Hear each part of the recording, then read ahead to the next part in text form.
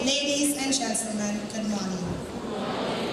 It is with great pleasure as the chairperson of the Youth Forum Planning Committee to welcome all of you to the National Youth Forum. Today, we will discuss a very important topic as it relates to whether or not Antigua and Barbuda should migrate away from the Judicial Committee of the Privy Council to the Caribbean Court of Justice as the country's final court of appeal. This process will be put to the nation through a referendum during the course of this year. Students, it must be recognized that education comes in various forms, and the discussion here today will be presented in a manner that will provide you with actual information on the role, function, and the impact of both the Caribbean Court of Justice and the Privy Council. I encourage you all not to be afraid or overwhelmed by the information being presented. Instead, listen attentively, be bold, and engage the various presenters. Engaging the youth on this important national undertaking is a symbolic exercise, since it is widely known that a significant portion of our population falls within our youth range. Therefore, any discussion of this magnitude that will significantly alter constitutional provision must not be taken lightly, and wide public consultations must be had. It is for this reason why we start to engage you, our young people today, who are the emerging electorate. Students, teachers, ladies and gentlemen, together we will learn. Together we will emerge more knowledgeable, more knowledge about the Privy Council and the Caribbean Court of Justice, thereby enabling us all to make an informed choice. At this time, we'll invite the Honorable Attorney General to bring us some brief remarks, who is the moderator for Sessions 1 and Sessions 2. Please welcome him.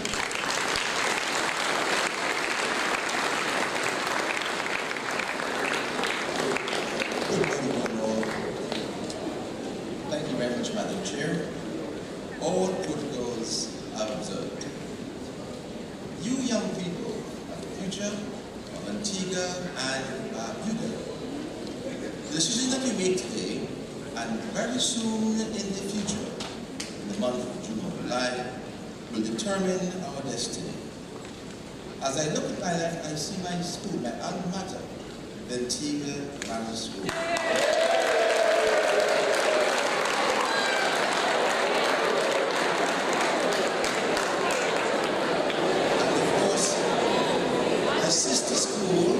That supported us in every meeting, the Antigua Girls High School.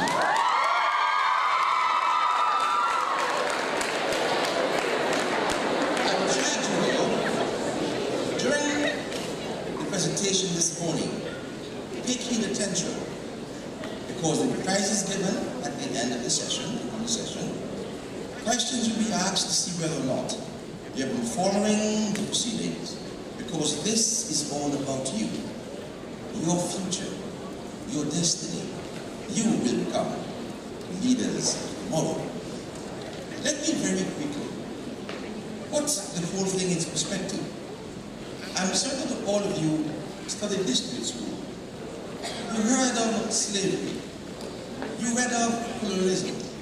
You read of the independence of Antigua and Barbuda and other Caribbean nations. You would have heard, of course, that there was and still remain remnants of colonialism in Antigua and Barbuda. I want to pose this question to you in the words of a very great jurist from Trinidad and Tobago, Justice Aital. He said, and to you members of the sixth form at East State College, it is offensive, he said, to our sovereignty as an independent nation for an external tribunal to be our final court of appeal. It is offensive to our sovereignty as an independent nation to have a foreign tribunal be our final court of appeal. What did he mean by that? After our countries became independent, many of the leaders thought to be really independent, we must have a situation where we can develop our own legal system. Therefore, right after colonialism and independence in particular, countries such as Australia,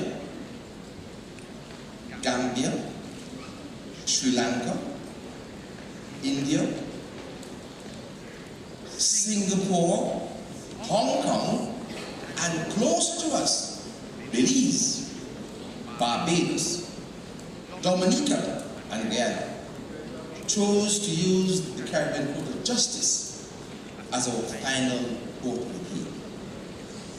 We believe in Antigua and Barbuda that we ought to follow the same pattern. Because if you can record from history again, it was in 1965, right at Dickinson Bay, that Byrd, Barrow, and Burnham started to rift up. We now have Carriacou. It was the vision of those great leaders that we become really and truly independent. How can we be independent, I ask you, my friends, young students? If we have to go to the Privy Council, a foreign tribunal, far from our shores, who doesn't understand our way of life, to determine our destiny. We are Caribbean people. We must be proud. We must make sure that you, the young ones of tomorrow, help to develop our Caribbean jurisprudence. You will hear today from young lawyer Athel, young lawyer Simon, young lawyer Rudd. Our youngsters will speak with you. Remember, take notes. You'll be surprised. I understand that this is a part of your syllabus as well. 4th and 5th formers, for your CXCs, it is offensive, they say, our sovereignty as an independent nation to have our final court of appeal in a foreign jurisdiction. Power removed.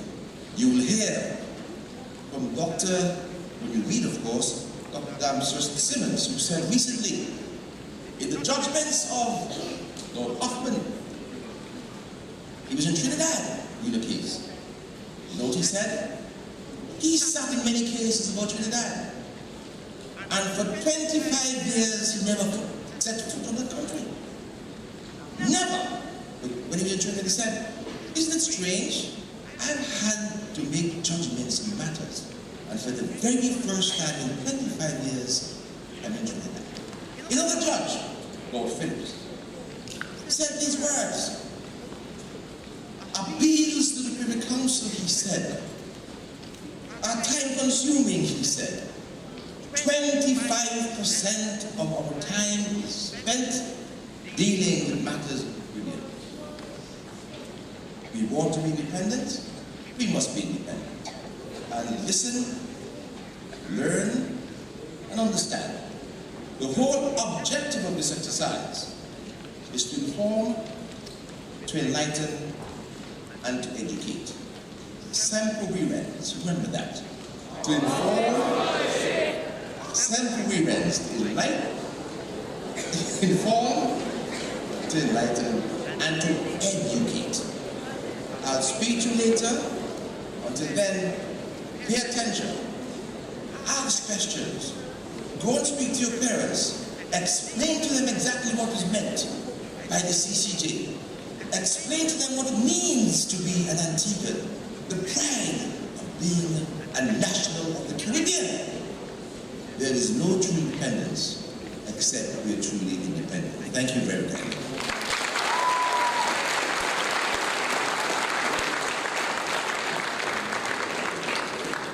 Thank you very much, AG. Since the AG would have started, I just want to give shout out to my alma mater, Clare Secondary School.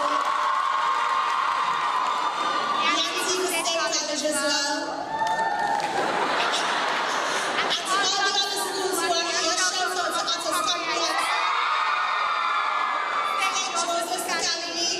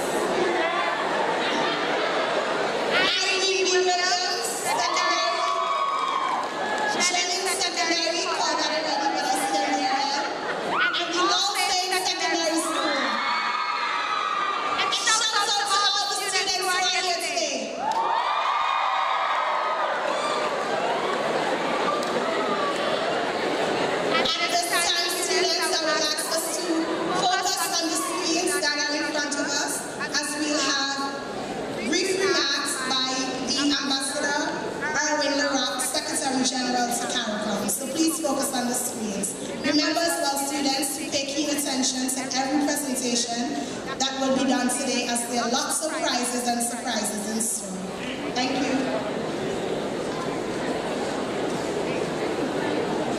Senator Janelle Provider, Chairperson, Honorable Ministers, Youth of Antigua and Barbuda, invited guests, ladies and gentlemen. It is always a pleasure for me to be a part of any initiative that involves the youth of our community. I applaud the government of Antigua and Barbuda for recognizing the important role that the youth can play in energizing the discussion on the topic, making an informed choice, the Caribbean Court of Justice or the Privy Council. The decision that the people of Antigua and Barbuda will make in the referendum later this year is a significant one in the history of the country, and the public education program launched yesterday will play a pivotal role in determining that result. This is why today's session with you, the youth of Antigua and Barbuda, is of such importance. Your message should be clear. The Caribbean Court of Justice, CCJ, is your court. It is a court for the future of your country. It is a court that will complete your independence and define your sovereignty. This is an institution that will allow our young lawyers to aspire to serve on the highest judicial authority of their country. Already, the CCJ, in its original jurisdiction, is the only court that has the right to interpret the provisions of the revised Treaty of Chaguaramas, which established the Caribbean Community CARICOM. All of our member states are subject to its rulings under that jurisdiction. What will be decided by the referendum is whether Antigua and Barbuda will join Barbados, Belize, Dominica, and Guyana, all of whom have the CCJ as their final court of appeal. At the moment, the UK-based Privy Council is your country's final court of appeal. As your country debates the pros and cons of this move, you have the opportunity to be the standard bearers for our Caribbean civilization by promoting a regional institution staffed by regional people who have a full understanding of the social, political, and economic environment of our community. Further, the CCJ will provide much more affordable access for final appeals which will be heard by a panel of judges second to none in intellectual capacity. Access to justice is one of the most fundamental of human rights. It will be a travesty if one cannot exercise that right because of financial or travel constraints in accessing the Privy Council in the United Kingdom. Our court is also a leader in the use of technology as it seeks to minimize costs for those who have to appear before it. The judges can hear cases in the countries where those involved in matters are situated, which again cuts costs for the parties and their attorneys. I commend the CCJ Referendum Committee in its effort to inform the populace of Antigua and Barbuda. However, the overall success of this exercise will be enhanced by your participation, as you have a meaningful role to play in this critical aspect of the development of your nation and the region. As you embark on this exercise, please ensure that you inform yourselves thoroughly so that in turn you can inform your peers, your family, and the wider population. In that regard, I am urging our CARICOM youth ambassadors of Antigua and Barbuda, Ambassador Kurt Williams and Ambassador Janelle Walsh, to lead the charge in sensitizing the youth of Antigua and Barbuda to make an informed choice whenever the referendum is held. I have no doubt that with you, the youth of Antigua and Barbuda, at the helm, this public education exercise would not only result in a better informed population on this issue, but also a decision in favor of the CCJ in the referendum. I thank you.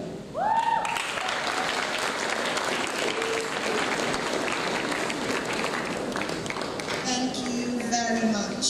At this time, we'll invite the Honorable Zelmaud Ryan, Deputy Premier and Minister of Education, Health and Social Services in our neighborhood Caribbean island, Montserrat, to bring some remarks. Let us give a nice Antigua welcome, please.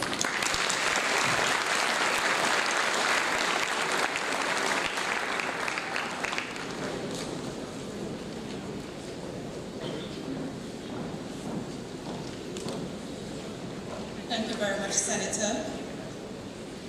I want a nice Antiguan welcome. Okay, thank you. Observing the protocol that has been established, I want to take this opportunity to say I'm really happy to be here sharing with you on this very important day, this very important discussion, especially as Antigua move forward in deciding to become a part of the CCJ. I have been given the task to speak to you on the importance of youth in nation building. At this time too, I just want to I'm thinking about my students who are on their way over to join you to be part of this. I know they'll miss out a bit of it, but at least we'll still try and get here. And I'm really happy for this invitation to be here. The critical thing about nation building is that it takes people. People like you and me. And each day, the cycle of life goes on. A new generation is born, and another dies. You will realize that building is an action, a verb. It tells you that an activity is happening. Nation building almost sounds burdensome, but the reality of life is that we were made to build. No other creature on the planet has that responsibility. No other creature on the planet was designed as we are. Therefore, the task is ours to be prepared to build, and build we must.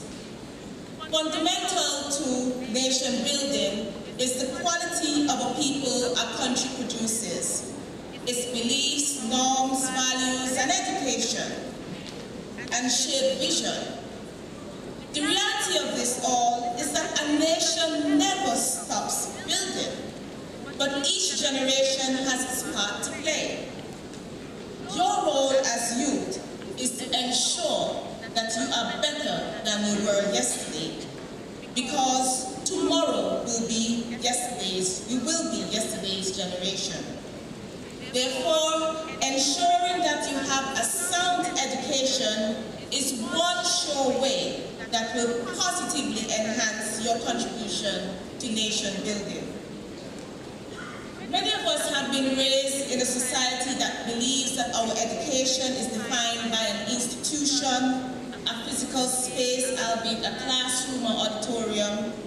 And so our education is defined by how many hours we spend in that space or what certificate we would have achieved.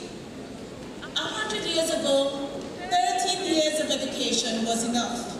Today, there is a shifting and a new awareness in this globalized high-tech world.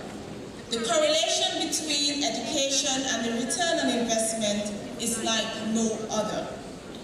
The countries that have reversed history and made education more progressive have also experienced faster income growth. History and Economic Policy Review has shown that education policies has a more profound impact on the lives of people and in turn positively impact nation building.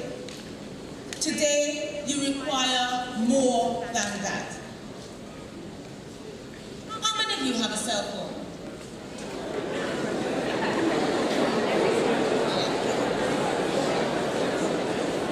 Let me see the hands.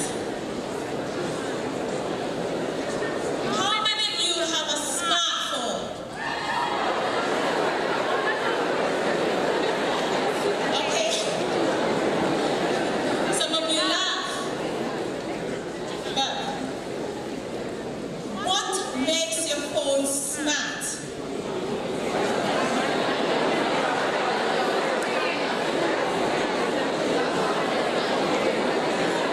You can do what? You take pictures on Google, and WhatsApp, and Snapchat.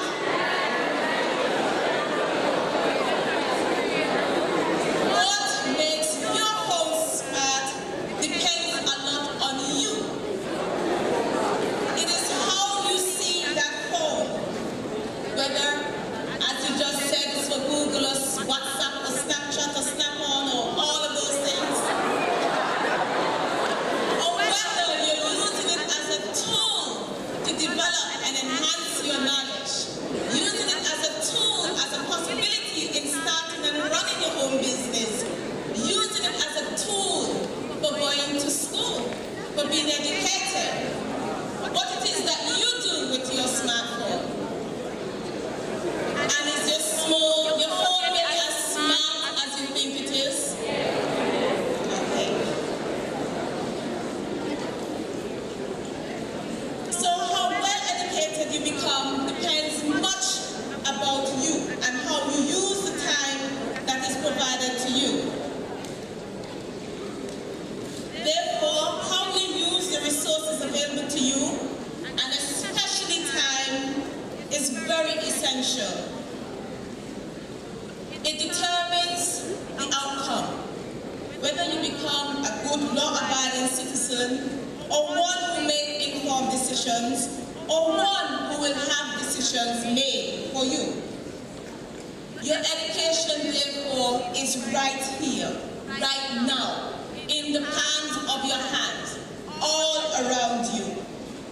You have a responsibility to find out what is happening around you, what is happening in your country, what is happening in your Caribbean, what is happening in your world. So you are very important to nation building. How well our nation grows depends on you. You right now, you this crop of generation. How much you invest in your education. How much is invested in you, spiritually, financially, physically, and mentally. How well you are nurtured to carry on the task. But equally important, it is how receptive you are. How receptive are you to learn? How's your attitude? How's your discipline? How committed are you to make a difference in your Antigua, in your Caribbean?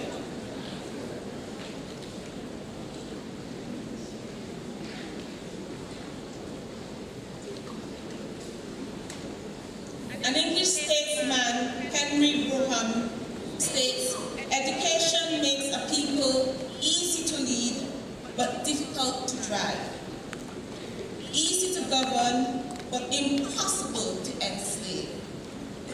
Nelson Mandela also states, education is the only thing that can change your world. And with this brings the freedom for you to be able to change and make a reality for your country. The reality to change is in your hands. Be educated. Build a bright Antigua. Build your nation.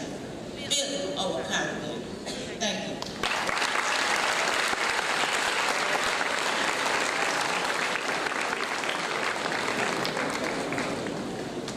Thank you very much, the Honorable Delmar Ryan. At this time, I just want us to give a wave to our CARICOM countries who are streaming us, watching us right now live. Can you just give a wave so that they can see you? All right. Thank you very much. At this time, we have a slight change in our program. We'll invite Claudette C.P. Peters at this time. This is a musical presentation.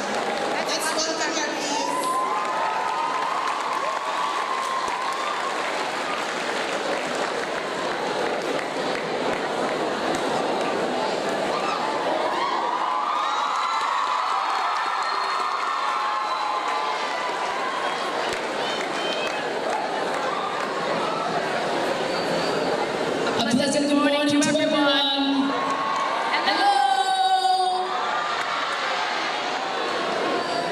So I'm going to sing a very popular song. A song that I would sing or hum each and every morning just to find peace. A song that you know. Anybody knows as long as I have? So you're going to sing along with me? Alright, just saying that in everything you do, you must give thanks. Just whisper a prayer. He died once. He gave us strength and so many other things. But most precious to me, He gave us all special talents. And for that we want to give Him thanks and praise. Because with Him, no matter what you do, He's always there to guide and protect you, as He promised. So I want to use my special talent to thank Him. Remember, you gotta help me, okay?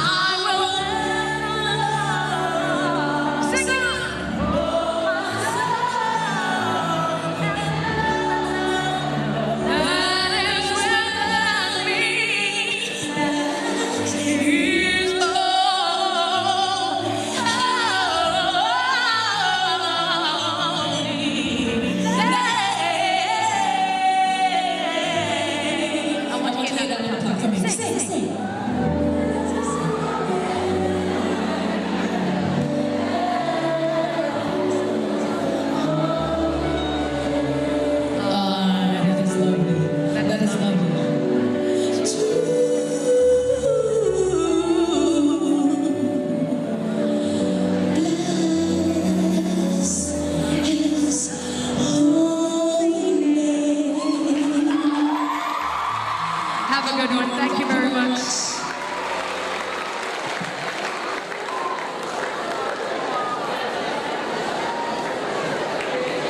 Thank you very much, CP. Let us give a round of applause again. And thank you very much to INET, who is our sponsor of our National Youth Forum, who thought it happens to be an ambassador. So let's give a shout out to INET. Thank you very much. At this time, I will invite Her Excellency Gail Christian, who is the non-resident ambassador to Mexico, to give you the challenge. Remember, students, please listen attentively. There are lots of prizes and surprises to be given at the end.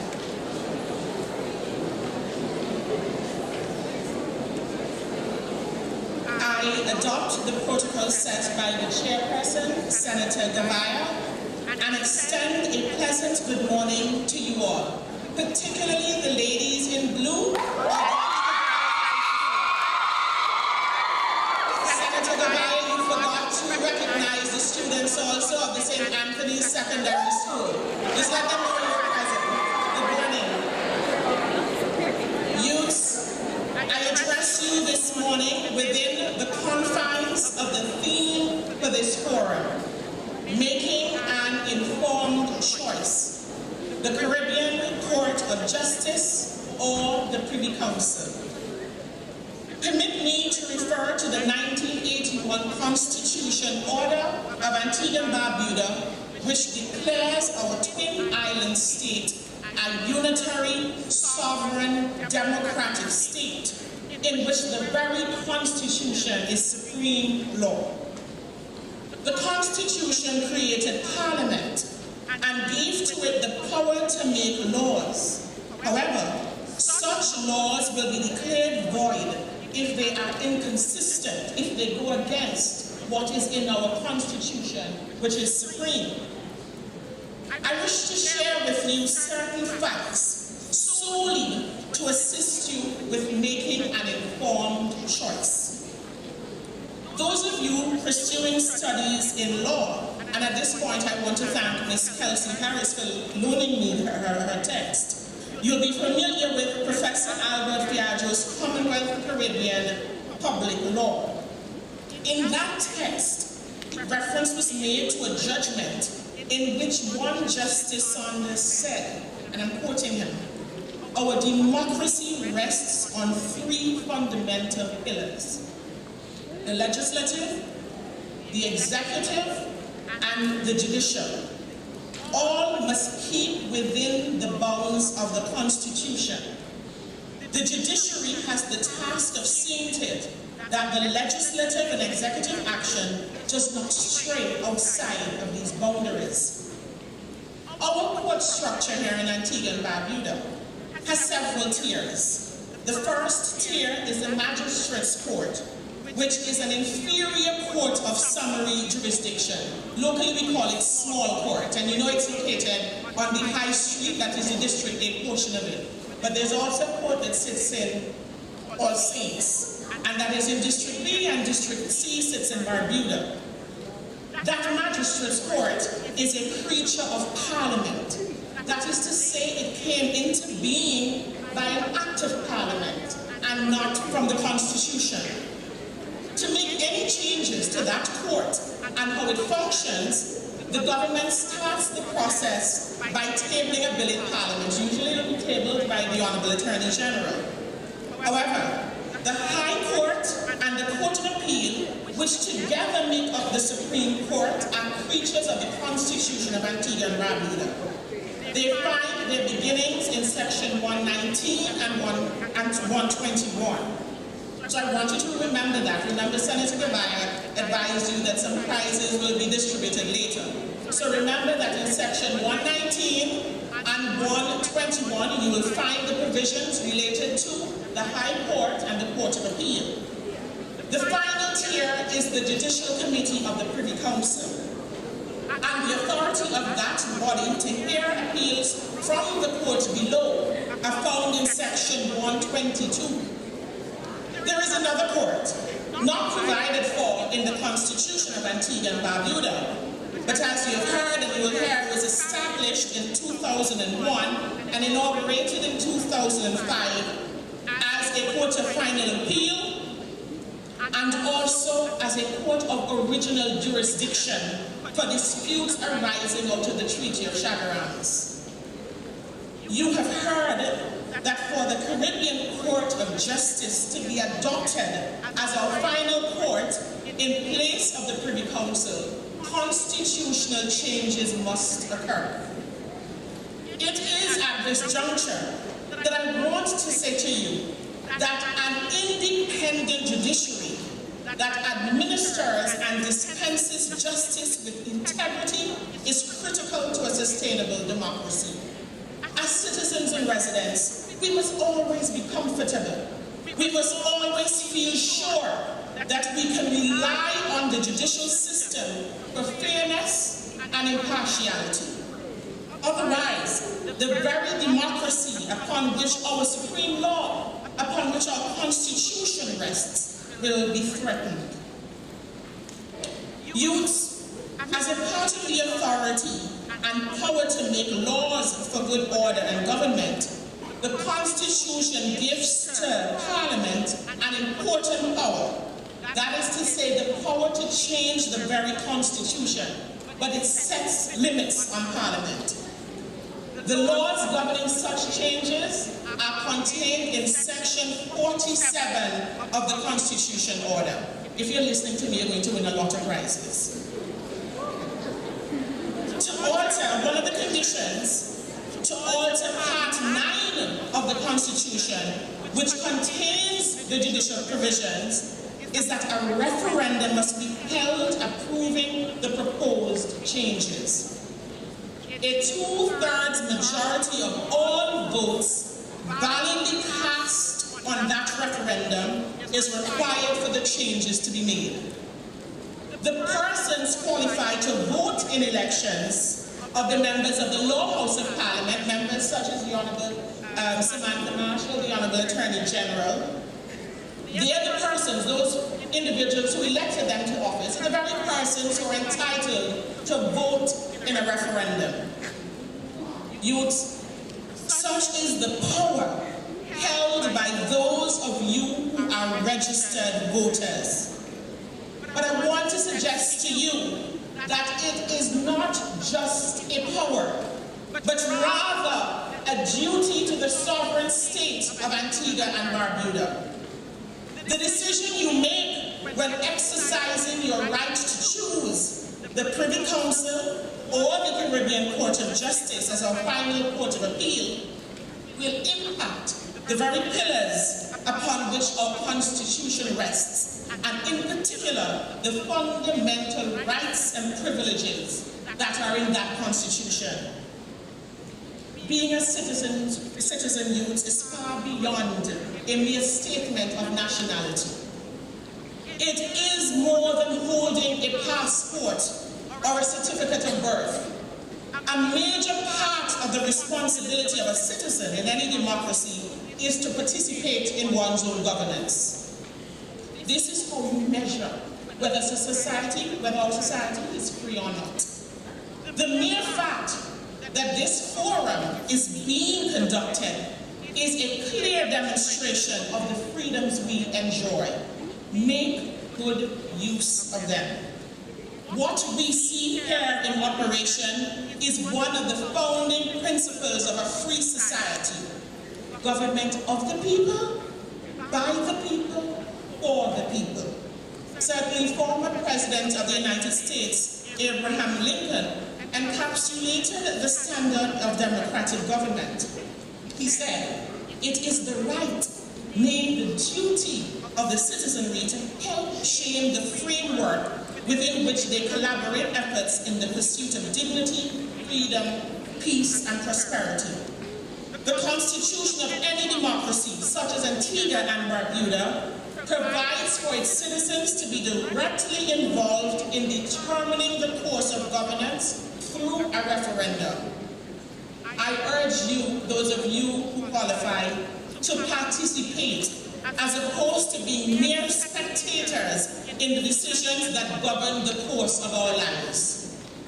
Know that you have a personal stake in the development of your nation.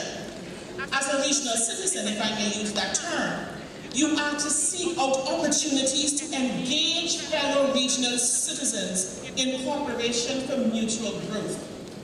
Ask yourselves whether the CCJ presents such an opportunity. Let it never be said that you are indifferent to pertinent issues such as the one that confronts us. You must educate yourselves. The girls of the Antigua Girls High School will tell you, Mel est bonum. Honey is sweet and so is learning. The government, recognizing the importance of your voice in this society, will bring the facts to you today. You will hear from the Honourable Samantha Marshall. You will hear from attorneys at law, Amaya Athil, Kwame Simon, Jermaine Rudd. You will also hear from members of the CCJ and the Privy Council, and from the chairman of the Electoral Commission, Mr. Paddy James. At the end of it, be committed to participating in your own governance through informed voting. Do not surrender the power you hold. Be involved in the process. I thank you for listening.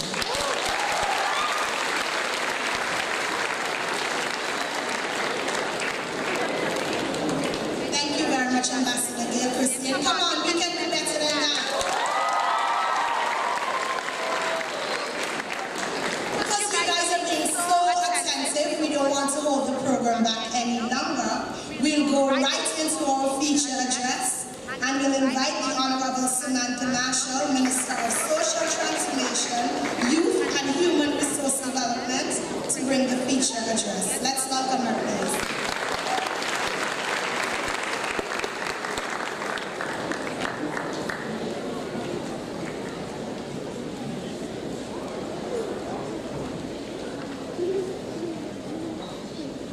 morning. Allow me, please, to adopt the protocols that have been established by our chairlady today, Senator Gabayo. And everybody's been hailing their school. Christ the King.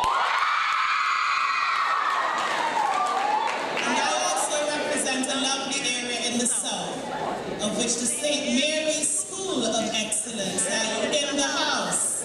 Oh, that is sad. Let me proceed. Today I'm delighted to speak at this National Youth Forum. I applaud the initiative of the youth of our country to participate in the debate of the judicial system under which the people of Antigua and Barbuda should live. I must point out that the present system under which we live in relation to our final court of appeal was not debated by or decided by us, as we had no say in whether or not the Privy Council in Britain should be our final court of appeal. In fact, that decision was imposed on us during the colonial period by the British government and by the British Parliament, in which we had no voice and no representation. At independence, we inherited a constitution from Britain as the former colonial power, which entrenched the Privy Council. What that means is that changing from the Privy Council to a court of our own choice can only be achieved, first, through an affirmative vote of both houses of Parliament, and second, by a referendum at which no less than 2/3 of all voters approve. In other words, the bar that has to be jumped is far higher for us to change from the Privy Council than when the former colonial power simply imposed it on us. Be that as it may, our country now has to decide whether in this, the 34th year of independence from Britain, we should continue to loiter on the doorsteps of its institutions or assert our dignity and self-worth in choosing our own. That is essentially the question that is before our nation today. It is a question encapsulated in the immortal song of Bob Marley as he urged our people, every one of us, to emancipate yourself from mental slavery. None but ourselves can free our minds. It is a question in which you, the youth of our country, have a very big stake.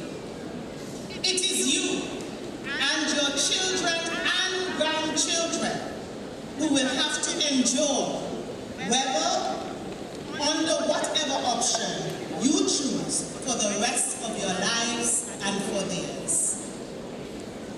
And now, I would like to deal with some questions that might help to throw some light on your debate during this forum and beyond. First, what is the Privy Council and who appoints it? What has been short-handedly described in the context of this discussion as the Privy Council is not strictly accurate. Final appeals from Antigua and Barbuda are actually made to the Judicial Committee of the Privy Council, which is only one of the highest courts in the United Kingdom.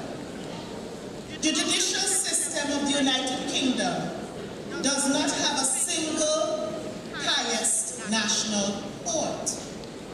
The Judicial Committee is the highest court of appeal in some cases, while in most others, the highest court of appeal is the UK Supreme Court. In other words, at the moment, the highest court of appeal for Antigua and Barbuda is not even the single highest court of appeal for Britain. In any event, the Judicial Committee of the Privy Council is located in Britain. It is made up primarily of justices of the Supreme Court in Britain who are appointed after consultation with various bodies by the Prime Minister of the United Kingdom. This is an important point to bear in mind, that it is the British Prime Minister who finally decides on appointees to the British Supreme Court whose justices comprise the Judicial Committee of the Privy Council. It is important because one of the principal objections raised about changing from the Privy Council to the Caribbean Court of Justice is the fear of political interference. But those who so frequently raise the fear of political interference in the CCJ never draw attention to the fact that in the final analysis, the members of the Privy Council's Judicial Committee are appointed by a politician, and in that case, the Prime Minister of Britain. That brings us to the second question, which is, who appoints the justice of the CCJ? Are they appointed by politicians, including the Prime Minister of Antigua and Barbuda, or any other head of government in the Caribbean? The answer is a resounding no. The system of appointing judges to the CCJ is divorced from governments and politicians. It is autonomous and objective, and it has attracted the admiration of the world as an excellent model for ensuring the independence of the CCJ and its insulation from political interference. The justice of the CCJ are actually appointed by the Regional Judicial and Legal Services Commission, which comprises the President of the Court, 2 persons nominated jointly by the Organization of the Commonwealth Caribbean Bar Association, known as OCBA, and the Association of Organization of Eastern Caribbean States, the OECS, 1 chairman of the Judicial Services Commission of a contracting state, selected in rotation with the English alphabetical order for a period of 3 years.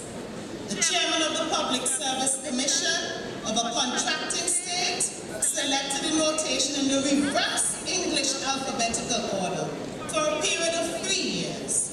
2 persons from the civil society nominated jointly by the Secretary General of the Caribbean Community and the Director General of the OECS for a period of 3 years, following consultation with regional non-governmental organizations. 2 distinguished jurists nominated jointly by the Dean of the Faculty of Law of the University of the West Indies, the Deans of the Faculties of Law of any contracting states, and the Chairman of the Council of Legal Education. And lastly, 2 persons nominated jointly by the Bar or law associations of the contracting parties. Note you didn't hear any politicians. It should be clear from the composition of the Regional Judicial and Legal Services Commission that there could be no conspiracy to appoint to the CCJ anyone who did not command excellent credentials and widespread respect.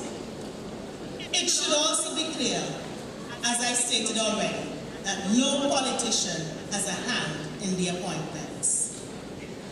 Then, there is a question of how is the CCJ funded? It is often said that he who pays the piper calls the tune. Well, in the CCJ's case, no government pays the piper. No government can call the tune.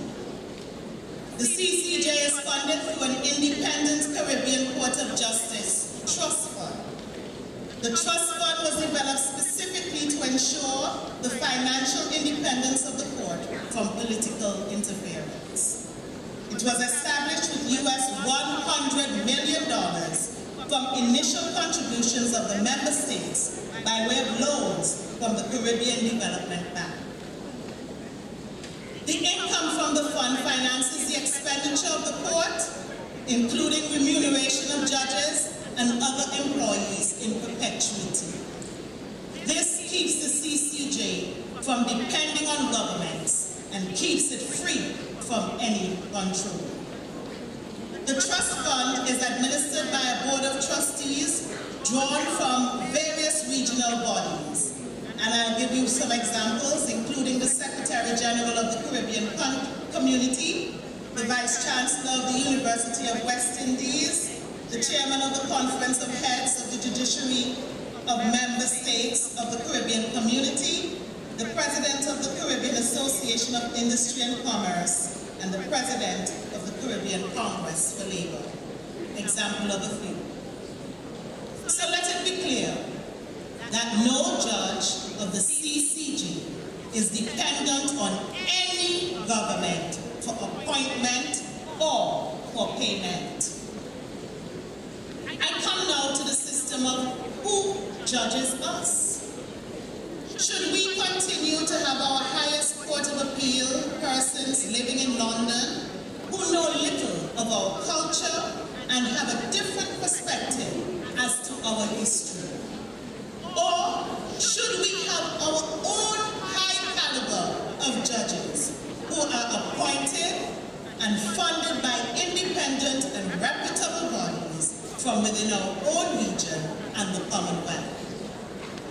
On this matter, I would like to quote Sir Dennis Byron, who is a native of St. Kitts and Nevis and is currently the president of the CCJ.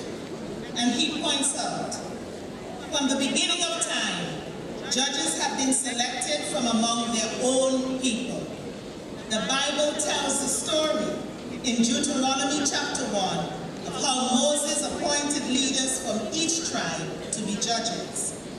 These men had to be well respected for their wisdom and understanding. He instructed the judges to be perfectly fair and impartial and to hear the poor as well as the rich. These are the characteristics applicable to judges even today. Today, that practice continues, as judges are usually selected from among their own people. In many countries, one qualification for judicial appointment is that the judge must be a national. It is clear that international thinking supports the view that justice is better attained from those who are familiar with the people they are judging. End of quote. Sir Dennis went on to draw attention to statements made by justices of the Judicial Committee of the Privy Council, which speak for themselves.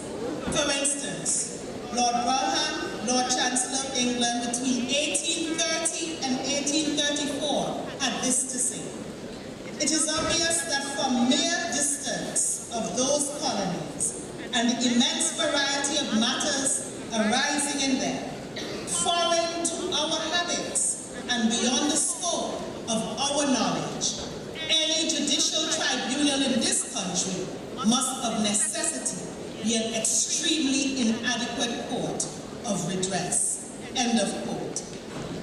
Similarly, Lord Hoffman in 2003 had this to say, and I quote, "Although the Privy Council has done its best to serve the Caribbean, and I venture to think it has done much to improve the administration of justice in parallel with improvements in the United Kingdom, our remoteness from the community has been a handicap.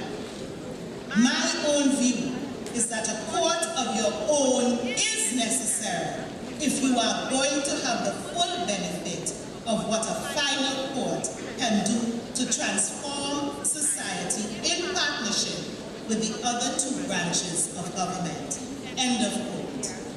It goes on, because in 2008, Francis Jacobs, Privy Councillor and former Advocate General of the European Court of Justice, declared, and I begin, "A Supreme Court of high caliber has been established in the Caribbean, which would be able to take account of local values and and develop a modern Caribbean jurisprudence in an international context.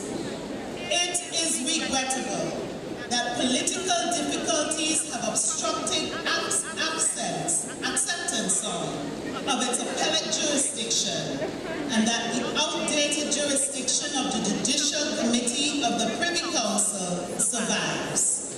For many of those states, all possible steps should be taken to encourage the Caribbean states to accept the appellate jurisdiction of their own Supreme Court. To be absolutely fair to the Judicial Committee of the Privy Council, neither its individual justices nor the judges collectively have ever insisted that countries such as Antigua and Barbuda should retain them as our final court of appeal. Indeed, the opposite is the truth. One spokesman for the Privy Council, Lord Phillips, indicated in 2009 that in an ideal world, Commonwealth countries, including those in the Caribbean, would stop using the Privy Council and set up their own final courts of appeal instead. That was typical British understatement for saying it is time for you to go. Therefore, we are loitering for no good reason on the doorsteps of an institution that not only would prefer us to go and has said so, but one that has acknowledged publicly that in the Caribbean Court of Justice, we have a Supreme Court of high caliber. I turn now to another argument that has been postulated. This one is that our country would lose foreign investment if we choose to replace the Privy Council with the CCJ. This is an argument put forward by certain groups in Trinidad and Tobago during the tenure of the previous government. Sir Ron Sanders, currently our country's ambassador to the United States and formerly ambassador to the World Trade Organization, has opined that there is no justification for the argument that foreign investors would shy away from Trinidad and Tobago or any other Caribbean country because they adopt or opted for the CCJ. In a published analysis, Ambassador Ron Sanders examined the claim made by the then Trinidad and Tobago Prime Minister, Kamala Persad-Bissessar, that retaining the Privy Council in civil and constitutional matters is conducive to an investor-friendly climate at a time when the international economic order is changing and Trinidad and Tobago is attempting to woo foreign investors from Brazil, Russia, India, China, and South Africa countries. In refuting the argument, it was pointed out that none of these countries appeal to the Privy Council.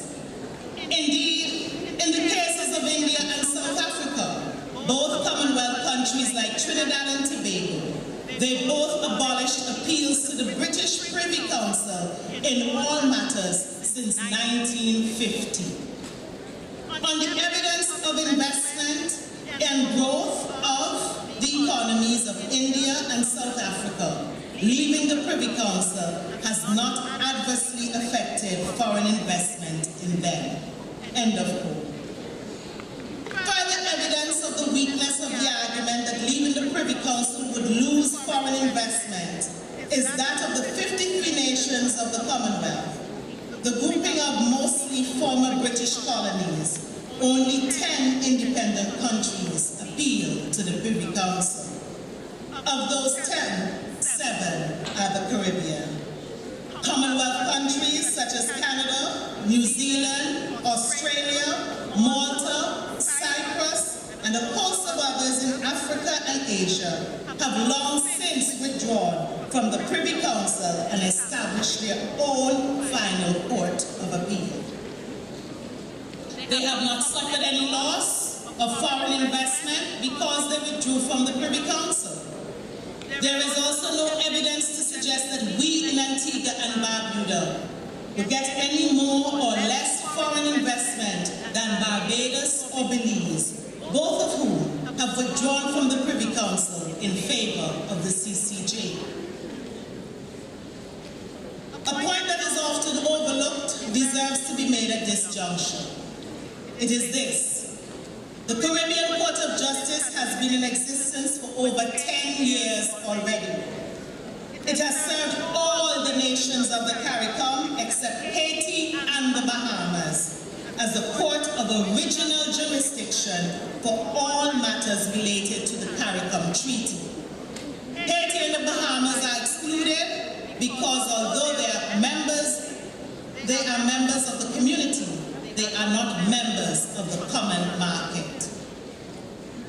In its original jurisdiction in matters arising under the CARICOM Treaty for all member states, up to January 2015, the CCJ has delivered 16 decisions. Except for those who were party to the cases in which the CCJ rendered its decision, few persons were or are aware of the nature and content of those decisions. They have gone unquestioned and without controversy. The decision that did stir debate and interest was the one given in the celebrated Shanique Myrie case because it established Caribbean community law. By interpreting and applying the provisions of the CARICOM Treaty and decisions of its principal organ, Heads of Government Conference. That is the very thing it is empowered to do. That Myrie case, we must all recall, was one which an ordinary citizen, and a woman at that, took on a government, and the court did not find for the government, it found for this ordinary woman. What informed the court was not the power of a government, but the rights to which a citizen was entitled. In the words of the Prime Minister of St. Lucia, Kenny Anthony, the CCJ has widened and enlarged to the bundle of rights of the citizens of the Caribbean community. So the CCJ has been in full operation as Antigua and Barbuda's court of original jurisdiction. If we can trust it to arbitrate matters involving the rights of citizens, businesses, and governments in relation to the community law that binds us all, surely we can equally trust it to be our court of final appeal. We should also recall that over the last 10 years, the CCJ has served 4 of the countries of the Caribbean as their final appellate court. Those countries are Barbados, Belize, Dominica, and Guyana. The fact that others have not been able to utilize the CCJ as the final appellate court is not because the majority of them do not want to do so. They have been constrained by constitutional requirements, as we have here in Antigua and Barbuda. Unfortunately, referenda such as we are contemplating get entangled in other political issues. Therefore, the referendum question, should we withdraw from the Privy Council in favor of the CCJ, yes or no, gets wrapped up in political opportunism. I'm happy to say that the leader of the opposition made it clear that there would be no political issues raised with this. But as an example of the positive attitude to the CCJ of government leaders, whose countries have not yet been able to withdraw from the Privy Council, the Prime Minister of St. Lucia describes the creation of the CCJ as a leap into enlightenment. And the former Prime Minister of Jamaica and elder statesman of the Caribbean, the Honorable P.J. Patterson, is on record as saying that Jamaica should sever the link to an imperial court. Despite all these positive affirmations about obvious and proven work of the CCJ and the anachronism that ties many countries to its colonial past, only 4 of the 12 Caribbean community countries have ended their links to the Privy Council.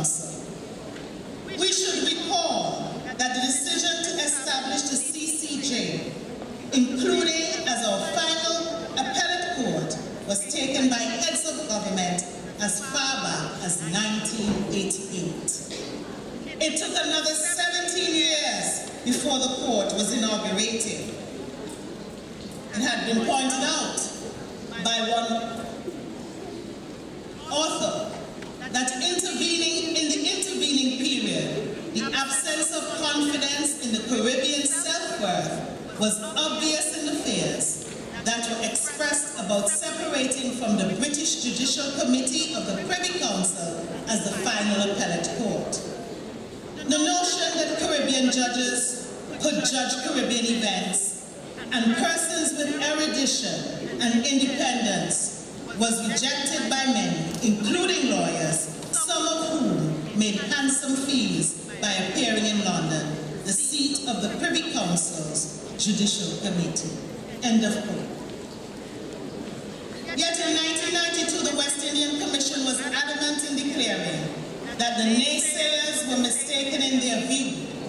In its report, Time for Action, the Commission was unequivocal in stating, as CARICOM countries come to grips with issues pertaining to governance and the securing of civil society everywhere, it must be to a local, not an external court, that we must look for the sensitive and courageous development of the law.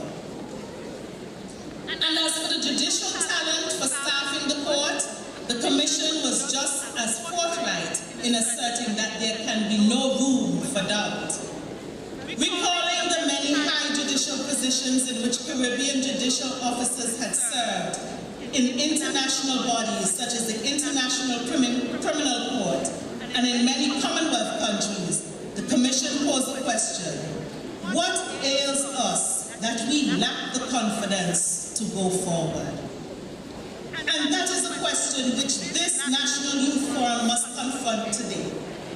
What is it that ails Antigua and Barbuda that we lack the confidence to go forward? The analysis is clear. The facts speak for themselves.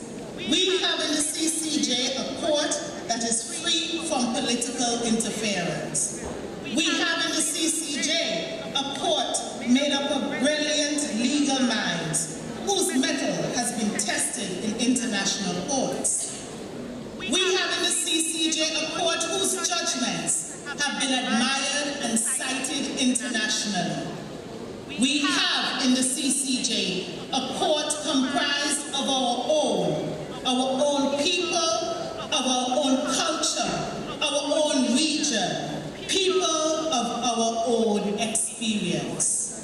And yet, there has been hesitancy and dilly-dallying over withdrawing from the Privy Council and embracing our own court. Sir Shridat Ramphal, a Caribbean legal luminary who served our region with distinction as the Commonwealth General Secretary for an unprecedented 15 years, has asked this question. Can a century-old tradition of erudition and excellence in the legal profession of the region leave any honorable room for hesitancy? End of quote. He answers the question himself by saying this. This paradox of heritage and hesitancy must be resolved by action. Those countries that are still hesitant must find the will and the way to end the anomaly. We in Antigua and Barbuda now have the chance to exercise the will and to end the anomaly. The case for withdrawing from the Judicial Committee of the Privy Council in favor of the CCJ has been made compellingly and convincingly. Not to proceed to vote for the CCJ in any referendum on the matter would certainly be a denial of our pride as an independent people. It would be a slap in the face of our forefathers who gave blood, sweat, and tears to end colonialism. It would mark us as a people who could not emancipate ourselves from mental slavery and who failed to understand that none but ourselves could free our minds. It is time we close the circle of independence. It is time to stand up for the Caribbean Court of Justice. For in doing so, we stand up for ourselves. Thank you.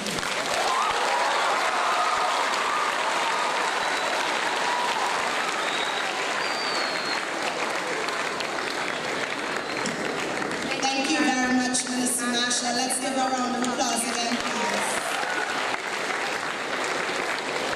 At this time, I just want us all to shout out, thank you to INEC for being our sponsor.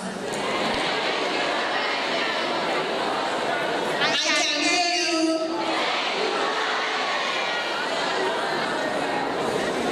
All right, students, at this time, I'll invite the Honorable Samantha Marshall and Ambassador Gail Christian to please depart as we move right into session 1. Students, because we are going so fast ahead of time, we're going to move quickly into session 1, which should be more than half an hour, and then we'll have question and answer, and then we'll go for lunch. All right, students? For those of you who want a little break, the restrooms are outside. You can leave quietly, one at a time, but we're going to remain inside, and we'll go right into session 1. Thank you all for being so attentive.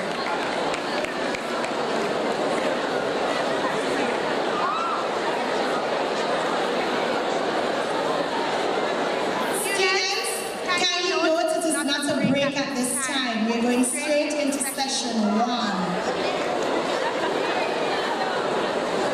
Okay, so just remain in your seats. If you're going to the restroom, please do so quickly and return. And thank you very much, the Honorable Minister from Montserrat. At this time, I'll invite the Honorable Madam Justice Desiree Bernard and Attorney at Law Jermaine Ward to take their rightful seats at the head table.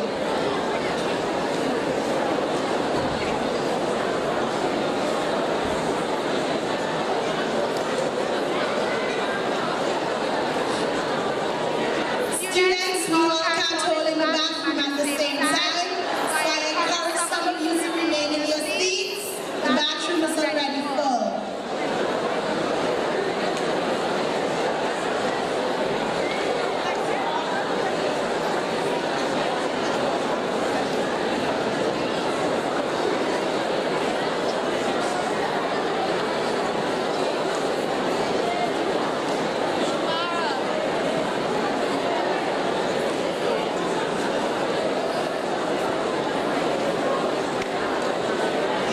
So I'll turn the session over to the Honorable Attorney General.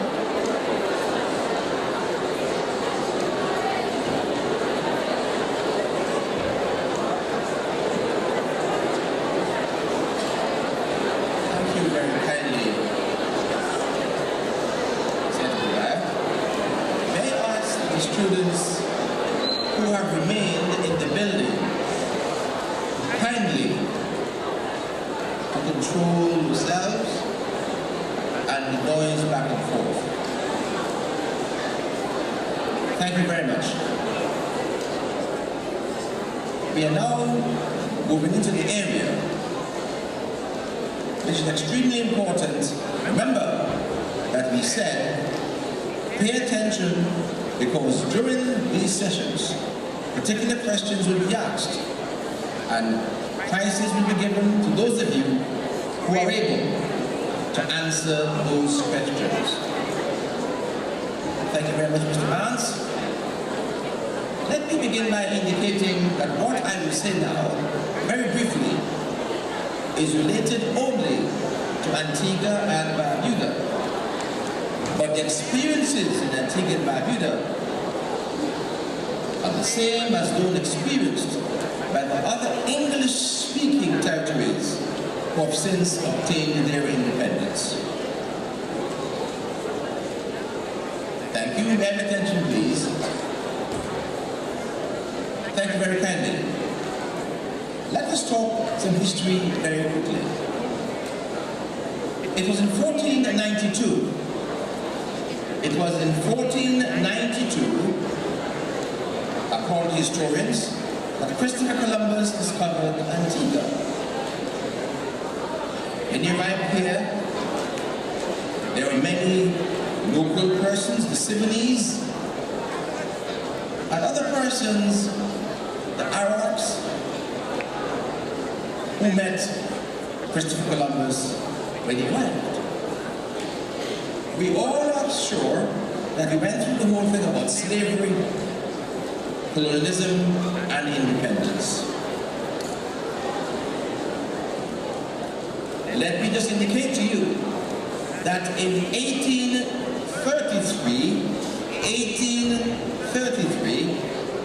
the Judicial Committee of the Privy Council was established. 1833. It was in that year also that the Slavery Abolition Act was passed. So what we have then, students, is that in 1833, the Judicial Committee of the Privy Council was established. And in that very year, the Slavery Abolition Act was passed. Why was that so? Historians have indicated, and scholars have written, that they foresaw what would happen.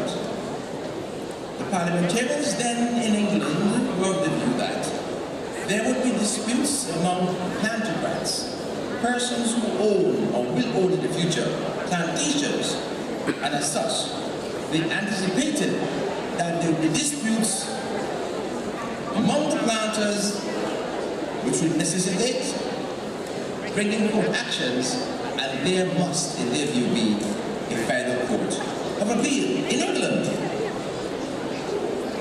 Fast track into the 1960s. Many countries became independent. Many former colonies became independent. And what did they do soon thereafter? They remembered their experiences in colonialism, and they were determined that their experiences should not hang over the heads of the people in those nations. Very shortly thereafter, having obtained independence, certain colonies almost immediately decided that they would divorce themselves from the Privy Council in order that they could be truly independent. I explained this morning and I say again, India, Australia, Gambia, Hong Kong, Singapore soon divorced themselves from the influence of the Privy Council. And closer to home, Belize, Barbados, Dominica, and Guyana followed suit. Remember I said before when I spoke earlier, it was the view of many intellectuals in the region, and indeed the view of any real Caribbean person, that it is not proper. It's offensive to a sovereign state that its independence should be compromised by having a final court of appeal to be determined by a foreign tribunal. Today we have with us the stage, the judge of the Caribbean Court of Justice, Madam Justice Desiree Bernard, and we have with us as well at this time a young lawyer in Antigua and Barbuda, young Jermaine Wright. And they'll be looking at the Privy Council, the CCJ and the Privy Council, and will be given a brief background. But before I invite Justice Bernard to speak, we have a short presentation by Lord Newberg, the President of the Judicial Committee of the Prison Council. This is a video presentation. Would you kindly please show the video at this time? Thank you. Welcome. My name is David Newberger, Lord Newberger of Abbotsbury, and I'm President of the Judicial Committee of the Privy Council, as well as being President of the Supreme Court of the United Kingdom. It's a pleasure to be able to welcome you to this brief introduction about the work of the Judicial Committee of the Privy Council. The Privy Council stretches back over 900 years to Norman times, when it was the King's Cabinet, a collection of people through whom the King ran the country. As our democracy developed, the powers of the Privy Council, like the powers of the King, reduced. And today it continues to hear appeals from smaller countries which are still members of the Commonwealth and from British overseas territories. So far as we are concerned, we are very happy to carry on hearing those appeals as long as those countries wish to come to us for their appeals to be decided. So far as our location is concerned, the Judicial Committee of the Privy Council used to sit in Downing Street, as it happens, in the building next door to the Prime Minister's building in 10 Downing Street. But more recently, it's been rehoused in more modern accommodation in the same building as the UK Supreme Court. However, we still have a separately dedicated courtroom in which the Privy Council sits and hears appeals. And here we are in the courtroom of the Judicial Committee of the Privy Council. As you can see, along the bench where the judges sit, flags for all the jurisdictions from which the Privy Council hears appeals. Of course, when they're sitting, these flags are not here because we need to see the Council who are addressing us. But when we are holding a hearing, a full-size flag of whichever country the appeal arises from is hung in the courtroom. This underlines the fact that we are not sitting as a UK court, but as a court of that country. Also on the bench in front of the judges are 3 inkstands. They date back more than 300 years to the reign of Queen Anne. They used to be on the bench in the old Privy Council building, and we took them with us to remind us of our traditions. But of course, we are a modern court, and all our hearings are filmed and are live streamed so that you can watch them as they take place.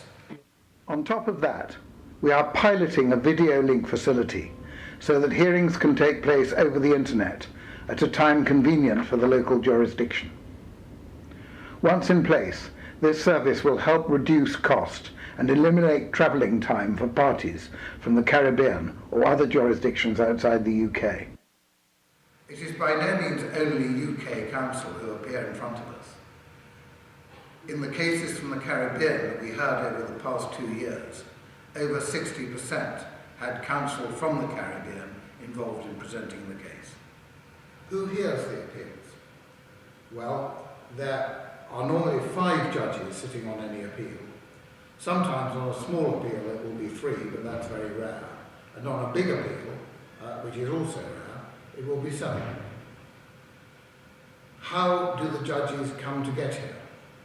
Well, they are mostly senior judges from all parts of the UK who are the top judges in the UK and get appointed by a completely non-political process and get appointed purely on merit.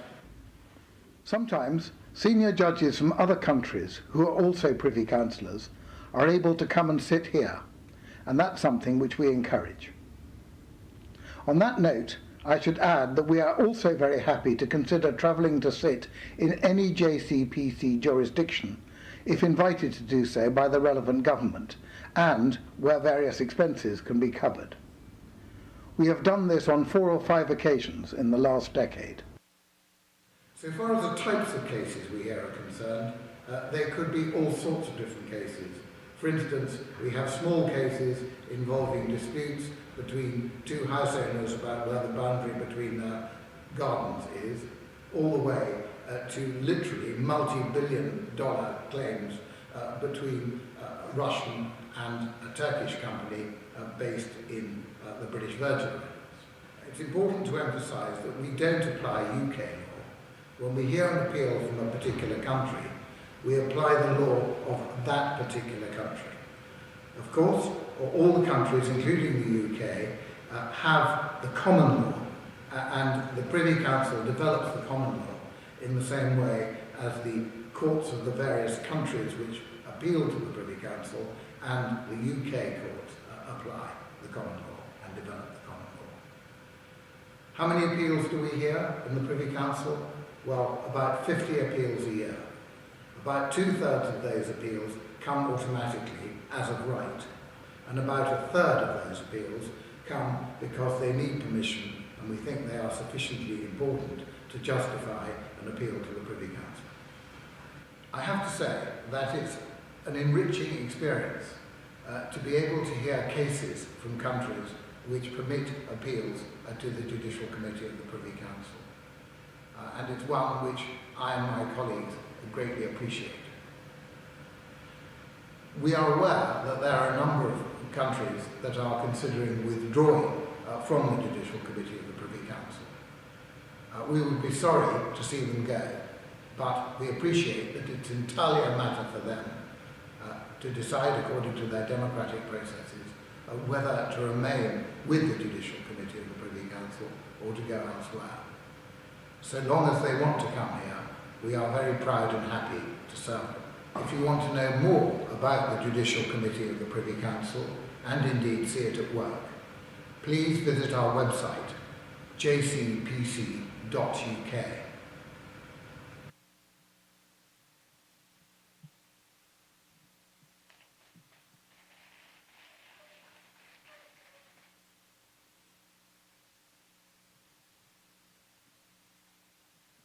We sincerely apologize for the quality of the audio at the time, but nonetheless, that was Lord Newburger, the President of the Judicial Committee of the Privy Council.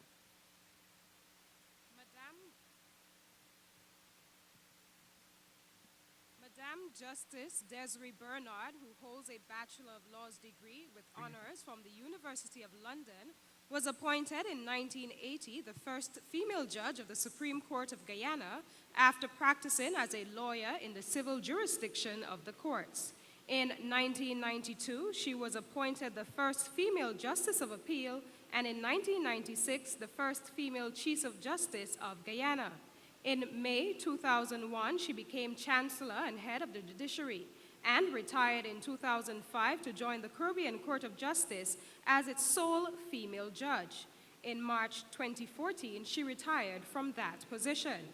Over the years, Madame Justice Bernard has written extensively on the legal rights of women and children and is regarded as an expert on gender issues, particularly violence against women. Since the inauguration of the CCJ, Madame Justice Bernard has addressed groups on the court and its relationship with the Caribbean Community Single Market. In 2005, she was a recipient of the Caribbean Community's Triennial Award for Women for her contribution to women's affairs and the administration of justice, and in 2007 was conferred with the degree of Doctor of Laws by the University of the West Indies. In 2013, she completed research on the compatibility of the Caribbean Court of Justice and the revised Treaty of Chaguaramas under a research fellowship offered by the Institute of Advanced Legal Studies in London, England. In March 2014, Madame Justice Bernard retired as a judge of the Caribbean Court of Justice and now sits as a Justice of Appeal of Bermuda Court of Appeal. Madame Justice Desiree Patricia Bernard. It gives me great pleasure in the circumstances to ask Madam Justice Desiree Bernard to make her presentation. Justice Bernard.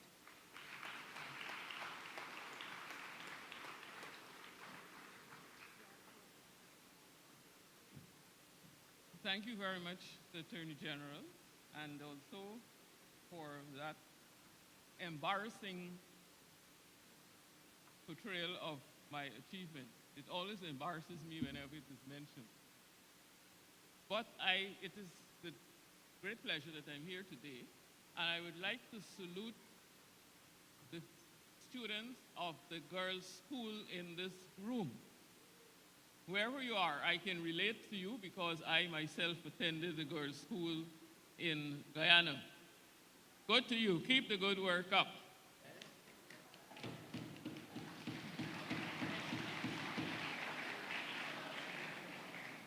I think I could have conveniently said I concur, to what has been said earlier by Ambassador Christian and also by your Honorable Minister Samantha Marshall, because they covered most of the ground that I had intended to. Nevertheless, I will tell you about the Caribbean Court of Justice since its inauguration in 2005. And of course, the countries that were members of that court after its inauguration were Barbados and Guyana, later joined by Belize, and more recently by Dominica. Now, the panel of judges,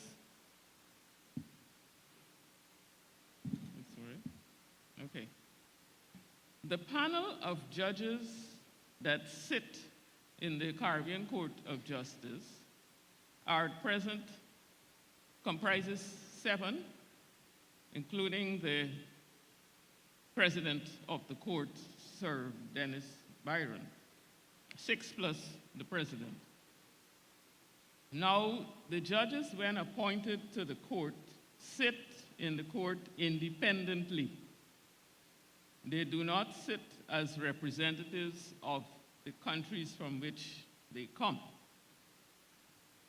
And the court, being an international court, is different from most international courts that you may hear about, who sit as representatives of their countries and whose nominations are put forward by that country.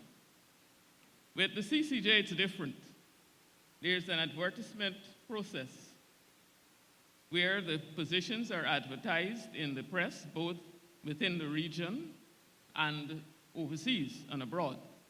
So anybody can apply to become a judge of the CCJ once you have the necessary qualifications to do so, having been previously being a judge, or you are an academic, things of that nature. So when you sit there, there is no obligation on your part to decide cases coming from your country.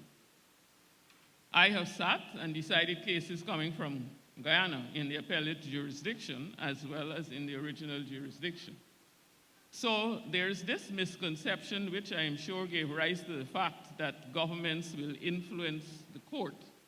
And I thought it necessary to make the reference that there is absolutely no influence being gone through the judges or generally to persuade you to rule in favor of any country. You sit there as a judge in your own independent capacity. And you're nominated by the Independent Judicial and Legal Services Commission. You have to attend an interview, and you're interviewed by the commission, who determines whether you should become the judge of the court. And I assure there's absolutely no influence being made to the court or pressure being put on the commission through governments. I know this has been something which has been plaguing the CCJ for years, because I suppose maybe having had the experience of local judiciaries, people always feel that the politicians will find a way to influence the court. The court has been in existence now for just over 10 years, and I can assure you that there has been absolutely no attempt being made or had been made to influence the court one way or the other. In fact, we have judges from outside of the region. We have an English judge, and there's also a judge from Curacao, who I always wonder, how could you influence if the politicians can influence? Who can they influence? The English judge? The Dutch judge? Hence, it meant that the influence can only be put forward if there is an attempt to do so on us in the Caribbean. And I can assure you 100% that this would never happen. You have judges of the highest authority and erudition, and we have been commended in no uncertain terms from persons about the judgments which we delivered. The funding of the court, you have heard already how it is funded, through a trust fund. So I don't think I need to go into details about that. The countries within the region have already paid towards the upkeep of the court. And it's rather strange that you will pay for something which you aren't using. There are two jurisdictions of the court, but everybody seems to concentrate mainly on the appellate jurisdiction. But all the countries of CARICOM are members of the court in its original jurisdiction. In fact, the history of the court came into being principally to interpret the CARICOM Treaty. That was the whole idea of having the Caribbean Court. But during these discussions, it was felt that if we're going to have a court interpreting the revised Treaty of Chaguaramas, we may as well have an appellate jurisdiction. So the appellate jurisdiction was joined onto the original jurisdiction, and that is how we came to have the appellate jurisdiction in the Caribbean Court of Justice. Since its inauguration, strangely enough, we have had more cases in the appellate jurisdiction from those who have joined that jurisdiction than we have had from the original jurisdiction. Because I think the whole focus in the Caribbean is to have a court from which you can appeal from your local court of appeal to the CCJ. Hence, the countries that have joined the appellate jurisdiction send us far more judgments than the original jurisdiction. The original jurisdiction concerns the treaty, and I think that we need, if any work needs to be done, in sensitizing the public, it should be in the original jurisdiction and the Treaty of Chaguaramas. Everybody only knew of the original jurisdiction since the Mairi case, which I had the honor to sit in, and because she was turned away and denied entry into Barbados. So that came to the forefront of everybody's mind. But the treaty speaks to several aspects of life within the region, and that concerns discrimination against anybody, any member of the Caribbean community. Now, the original jurisdiction, as I stated, deals with that, and it is hoped that education programs will be launched within the region to sensitize people about the need to read and understand the original jurisdiction. Now, the court itself, how does it work? I'm sure you'll wonder. It's headquartered in Trinidad and Tobago, which incidentally is not a member of hasn't joined on in the appellate jurisdiction, but I commend heartily Antigua for the stand taken in unifying your positions, whether you're government or opposition. This is not a political issue, and I think Antigua should be commended tremendously. Let's give them a clap.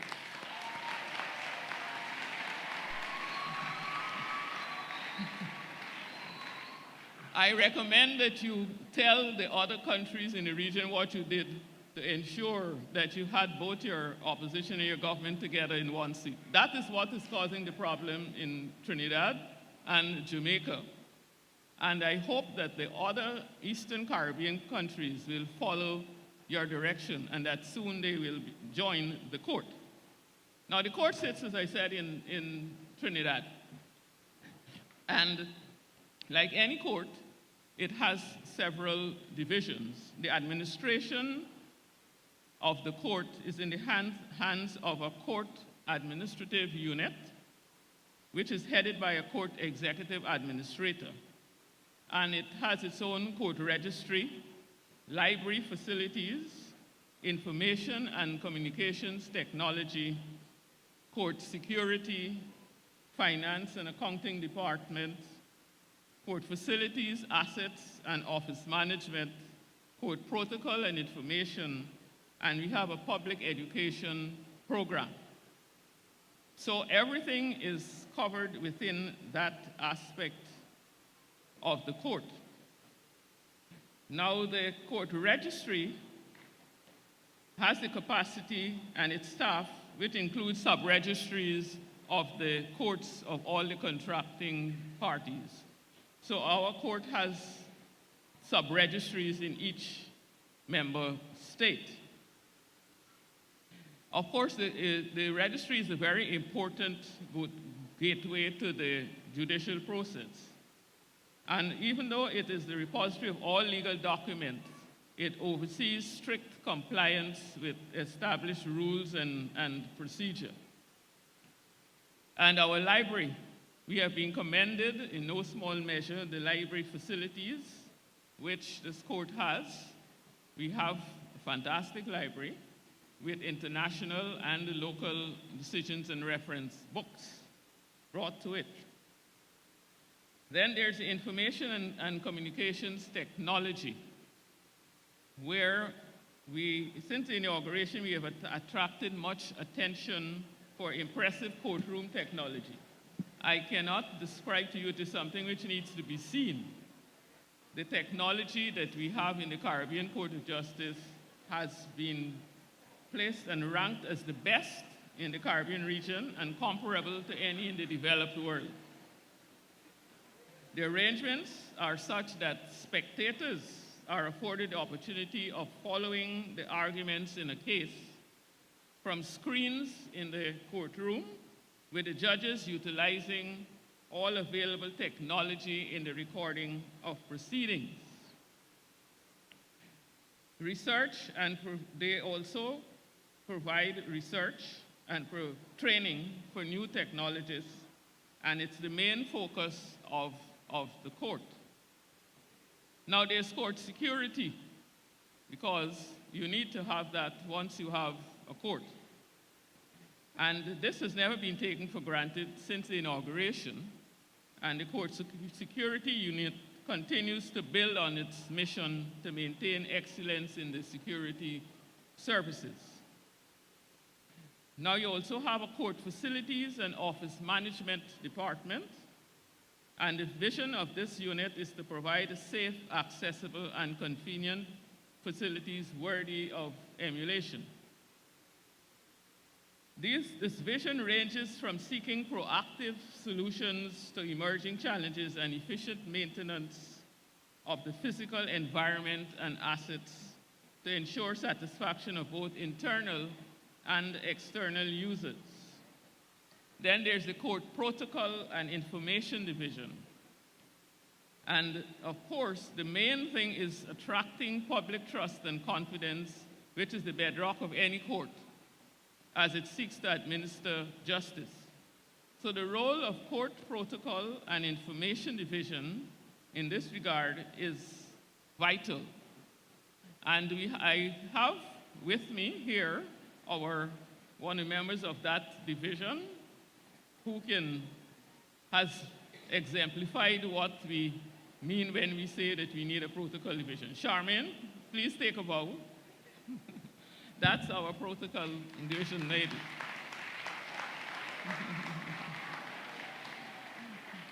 You know, over the years, the court has attracted a large number of visitors, a wide range of visitors. People just come to see what the court is like and listen in to its proceedings. So we have the facilities with which we can deal with that problem. Its main outreach, however, continues to be the public education and information program. And over those years, we've had school children who come to visit the court once they're there, and they sit in to see how the cases are conducted. And as I said, the technologies are such that you can look at the screens and see exactly what is taking place. Now, you've heard about the financing of the court. I don't think I need to mention that in larger measure. But this is administered by the accounting department of division of the court, and it is monitored very strictly with regard to that. Now, overall, I think the court the Belize came to the court, I must say, in relation to one regional visit which we paid to Belize in 2008. And this may have contributed in no small measure to the country's decision to sign on to the appellate jurisdiction. So periodically, the court, at the invitation of different countries in the region, pay visits and carry out a public administration exercise to familiarize the residents and citizens of that country with what the court is all about. I'm pleased that we were asked to be part of this exercise in Antigua, and it seems to have borne fruit because this is the largest number of school children that I've seen in any of our appearances in the islands. Congratulations to you, and keep it up. I don't think that I need to mention anything further because the majority of what I had planned to say has already been covered. And I know what it is. Everybody is looking forward to lunch. So I hope not bore you, but I wouldn't tarry you any longer. All I need to do is welcome Antigua to this Caribbean Court of Justice. Thank you very much.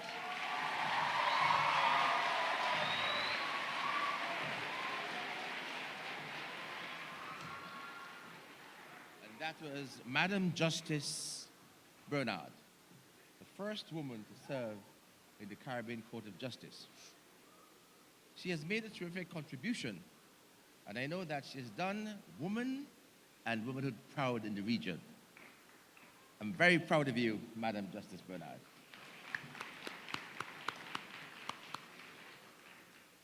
Alcina? Jermaine Rod qualified to become an attorney at law by first obtaining his Bachelor of Laws degree at the University of the West Indies campus in Barbados, and by subsequently obtaining his legal education certificate at the Hugh Wooding Law School in Trinidad and Tobago. He has been admitted to the Antigua and Barbuda Bar since 2012, and since his admission, gained invaluable practical experience appearing in the Magistrate Court and the High Court in Antigua and Barbuda, while practicing as an associate in his family-owned law firm, Rod & Associates, headed by his father, Mr. Septimus Rod. He has a particular desire to engage in the criminal law practice and has provided assistance in several criminal matters and tasks requested of him by the Antigua and Barbuda Legal Aid Advice Center. Most notable of his contributions to date was his 2013 address to the inmates at Her Majesty's Prison, in which Mr. Rod was able to advise inmates on their basic human rights while being held in prison under the state's watch. Mr. Rod is no stranger to observers' big issues, where he has appeared in the past to discuss and provide his legal opinion on live issues affecting Antigua and Barbuda, such as the criminalizing of students roaming the streets of St. John's outside of school hours, and more recently, electronic crimes, and the implications of being recorded without consent. Jermaine Rod.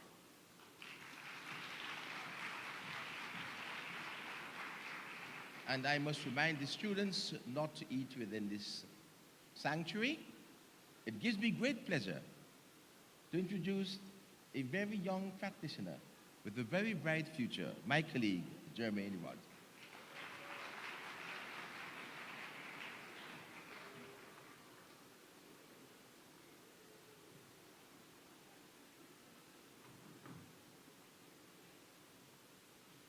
Good afternoon, everyone. First things first, can everyone clearly hear me? Everybody up at the top? The panel up here, can you all hear? Okay. Now I'm deeply humbled to be here before you to impart some knowledge of our court system, and in particular, the Privy Council, formerly known as the Judicial Committee of the Privy Council, and the Caribbean Court of Justice. To those of you who don't know, most, if not all nations and their citizens, they have problems. They have some kind of disputes and would need some kind of place to resolve those disputes or problems. Nations also have laws. These laws create criminal offenses, and these nations would need a place to determine who's guilty and who's breaking the laws and who is deserving of some kind of punishment. This place, students, ladies and gentlemen, is what we call the courts. Like many other countries, Antigua has a three-storied court system. In essence, you basically have three strikes. Crimes or disputes are first determined in the High Court. Now, if you lose your case, you can appeal to the Court of Appeal. Finally, if you're not satisfied by the Court of Appeal's decision, you can appeal to the Privy Council, which is currently our highest court. If you're not satisfied by the Privy Council decision, tough luck. There is absolutely nowhere else you can go. Today we are concerned with the highest court. Should we go to the Privy Council, or should the Caribbean Court of Justice replace the Privy Council? This question can only be understood and answered after you have had an appreciation of the background of these courts. And to provide this background, I wish to make a simple analogy with something that all of you in here might be familiar with. I want everybody to just pause for a moment and think of the Privy Council as an almighty British car manufacturing company. They have been manufacturing thousands of cars over the years. Now picture the judges in the Privy Council as the workers in this British car company responsible for making these cars. They have a wealth of knowledge, they have the experience, and they have the resources needed to produce these cars in an efficient manner and as our region demands. These cars are basically the decisions of the court, and they have been tried, they have been tested, and they have been proven over the years. But here's the thing, ladies and gentlemen. The judges producing these cars are completely isolated and distant from our region that will ultimately be using these cars. So they have very little knowledge of the huge potholes, the stray animals, the unlighted roads that these cars they manufacture will have to drive on. So there is no doubt that if these judges were familiar with our local circumstances and challenges faced, they would better be able to tailor their decisions, or like in my analogy, produce the cars that we as a region will feel more comfortable driving. So can we really say that these British cars or decisions adequately reflect the values of the Caribbean people? I don't think so. The Judicial Committee of the Privy Council was established in 1833 as the highest court of appeal for Commonwealth nations, including Antigua and Barbuda, which were all once controlled by Britain. Typically, 9 judges of the court would determine issues brought before them on appeal and would be responsible for making decisions which bind all the nations that go to the Privy Council as their final court. The judges are chosen from a pool of some 97 judges, all readily available and all suitably qualified from around the world, but by and large from Britain. Over the 183 years of its existence, there may have only been 3 Caribbean judges ever in this pool of 97 judges who could have been chosen to sit on a panel to decide on matters in the Privy Council which ultimately affect our region. So it therefore comes as no surprise that the Privy Council decisions have in the past done an injustice to the views and values of Caribbean people. One such injustice was the infamous decision called the Pratt and Morgan case, which indirectly, but in reality, made carrying out the death penalty for murder practically impossible in the Caribbean. Just to make things clear, the whole idea of establishing the Caribbean Court of Justice was never prompted by any of these unsatisfactory decisions. Rather, The decision has been motivated by the resourcefulness and the vision of Caribbean leaders dating as far back as the 1970s.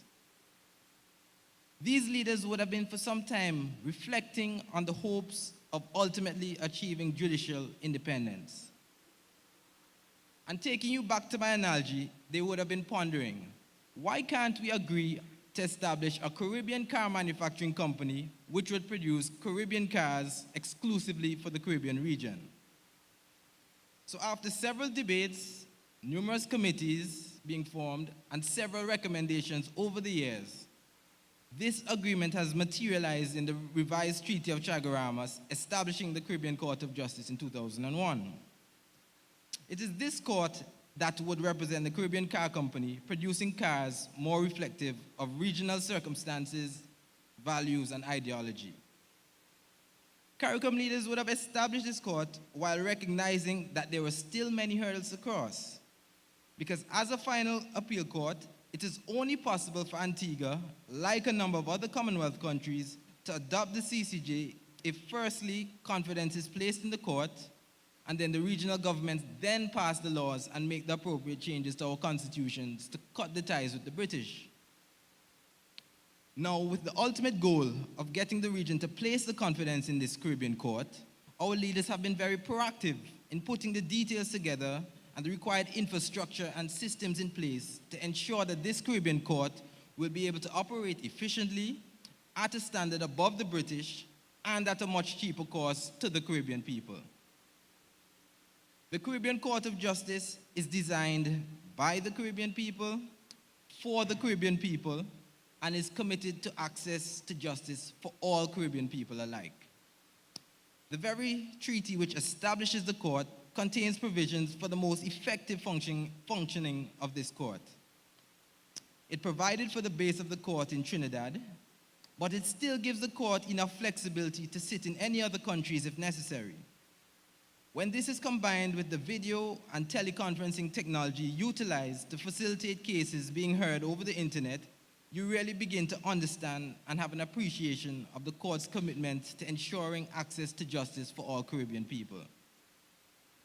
The treaty provisions required all member states to contribute to a trust fund, as you would have heard, the income of which now finances and sustains the court independently of all of the individual countries. In order to remove the possibility of political interference, the treaty provides for the impartial selection and removal of the judges by an independent body known as the Regional Judicial and Legal Services Commission. While the discussion here surrounds the use of the Caribbean Court of Justice as the final court of appeal in the region, we should still also recognize the importance of the court, as pointed out, to interpret the rights and obligations of the islands under the Treaty of Chaguaramas. The use of the court in its original jurisdiction strengthens regional integration and free movement of the Caribbean people. And one popular example of this was the case brought by a Jamaican, Shanique Myrie, who successfully sued the Barbados government for the ill treatment faced by immigration officials upon arrival at the Barbados airport. The Caribbean Court of Justice then, in its original jurisdiction, considered this case and ultimately ruled that the rights under the treaty were violated. Although the court has been in operation for over a decade now, very few countries have actually been proactive to replace the Privy Council and thus far express their confidence in the CCJ. You would have heard now that Guyana has subscribed, Barbados has subscribed, Belize has subscribed, and recently Dominica has subscribed. So when we think about the demand and the workload from an entire region, can we accurately say that the Caribbean Court has already been tried, tested, and proven? Understandably, there is some degree of skepticism. What will happen if it doesn't work? Caribbean people can never agree on anything. Wouldn't these Caribbean judges be influenced and pressured by governments? These concerns constantly pop up every time the idea of replacing the Privy Council comes up. But as Bob Marley would have said, as my friend Samantha Marshall would have also said, Many of us still in the Caribbean have not yet emancipated ourselves from the mental slavery and the mindset that the Britain must still rule our judicial way of thinking. Because the CCJ is in its embryonic stages, many critics consider that the Privy Council is more mature and more advanced. Critics of the CCJ have therefore done a lot of damage by way of negative publicity to persons who are also not fully informed, mostly because those critics themselves are uninformed and uneducated about its actual benefits.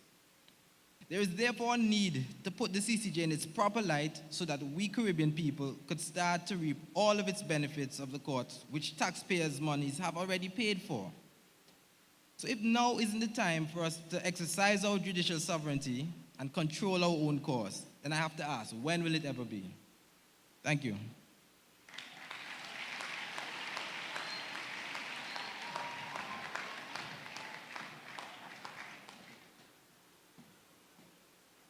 Thank you very much, Mr. Rudd.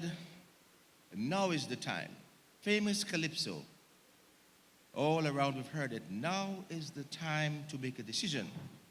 In Antigua and Barbuda, I'm pleased to say that there is the political will to bring the CCJ into existence. Both parties politically have decided that this will not be a bipartisan situation. It's a situation, in other words, there will be no rancor. The parties have agreed that we shall work together to bring this whole idea to fruition. Before asking any questions, I'm going to invite, thank you, Mr. Rudd, thank you, Madam Justice Bertrand. I'm going to invite Mr. Cumberbatch, my colleagues, Ms. Athel, and young attorney Kwame Simon to please come and take your seat. Thank you, ma'am.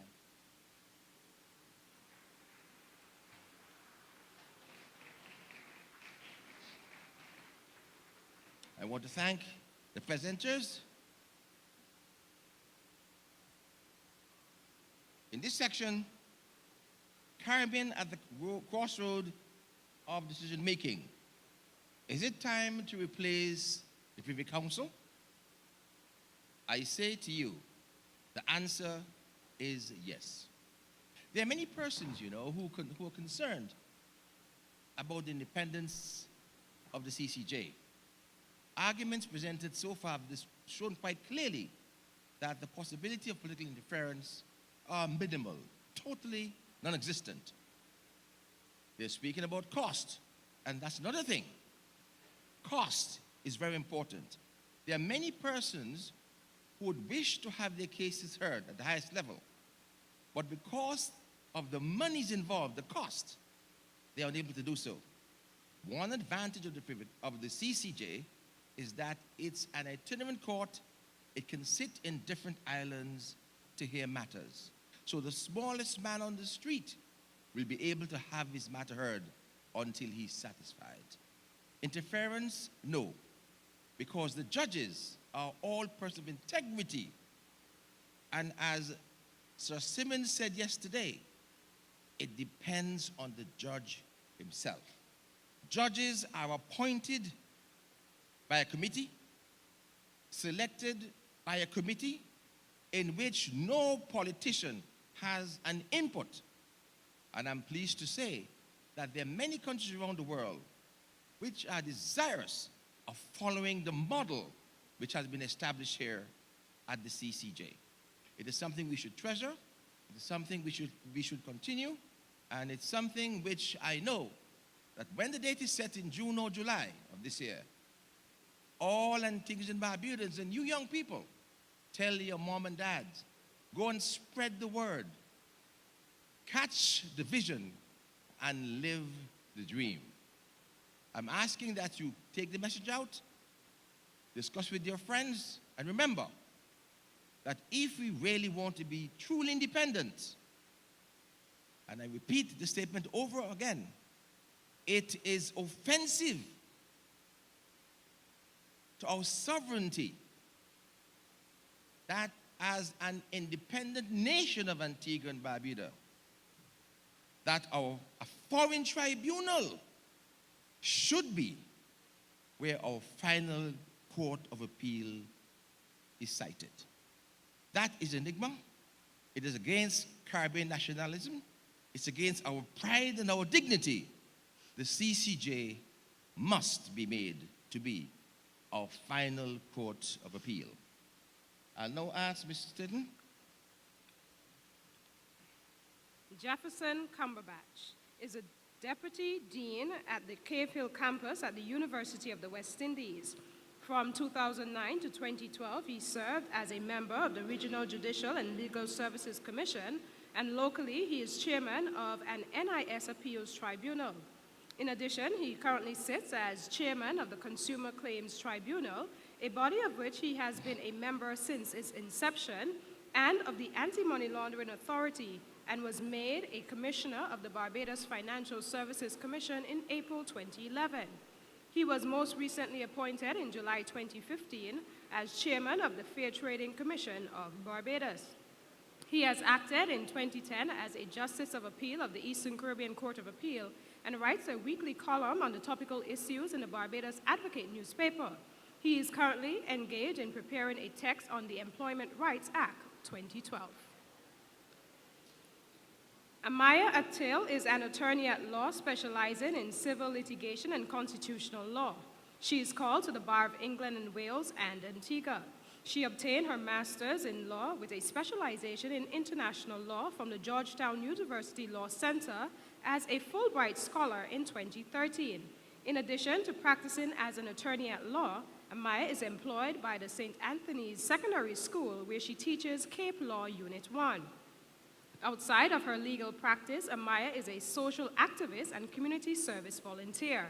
In this vein, Amaya is a member of the Rotary Club of Antigua, where she dedicates her time to the mentorship of the young women of one of the Rotary Club's new generation organizations, the Christ the King High School Interact Club. On an individual level, Amaya privately mentors a wide range of young women both in their academic pursuits and personal development. Amaya serves and has served on the executive of a number of nonprofit organizations. In a leadership capacity, Amaya has served as the chairperson for several youth-led initiatives, most notably the first ever political debate in Antigua, dubbed the National Youth Forum, and the inaugural TEDx Antigua event held in June 2015. Amaya has represented Antigua and Barbuda internationally, most notably at the World Bank Spring and Annual Meetings in Washington, D.C., as a World Bank Civil Society Fellow in 2014, and at the Caribbean Canada Emerging Leaders Dialogue in Ottawa, Canada in September-October 2015. Amaya intends to continue to represent Antigua and Barbuda to the best of her ability and push for positive transformative change, specifically through advocating and working in the areas of youth development, mentorship, social justice, and human rights.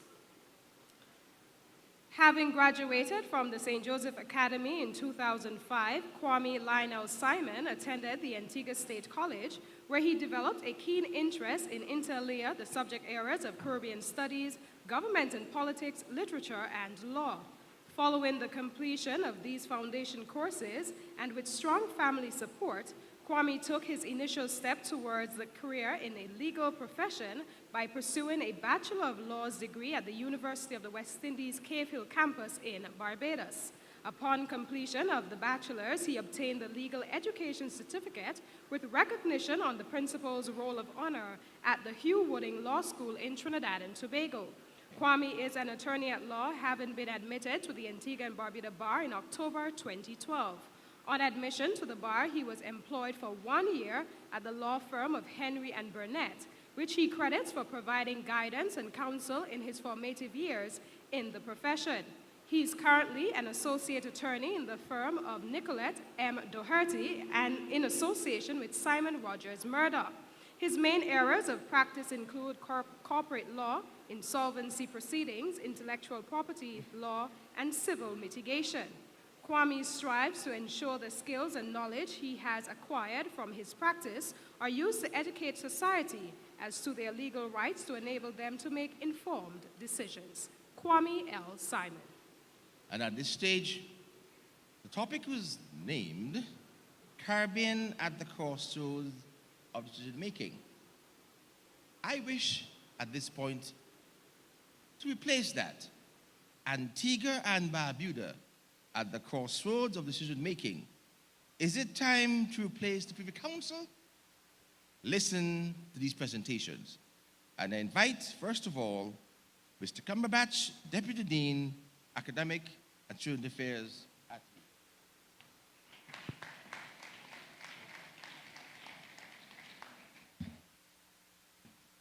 Thank you and good afternoon, ladies and gentlemen. I had prepared a PowerPoint presentation which I will make available to the organizers so that you will have a chance to follow at leisure my presentation. It comprises 4 parts. There's an introduction, the argument for the CCJ, the argument for the Judicial Committee of the Privy Council, and my conclusions. The introduction I'll go through fairly swiftly because this consists of much of what was said this morning in the introductory speeches by the various parties. First, there's the question of the right of appeal to the Judicial Committee of the Privy Council in Antigua, and this is in 3 parts. There is an automatic right of appeal from decisions of the Court of Appeal of the Eastern Caribbean States as of right. Then you have an appeal from decisions which will lie with the leave of the Court of Appeal of the Eastern Caribbean Court of Appeal. And thirdly, you have appeals which shall lie with the special leave of the Judicial Committee of the Privy Council itself.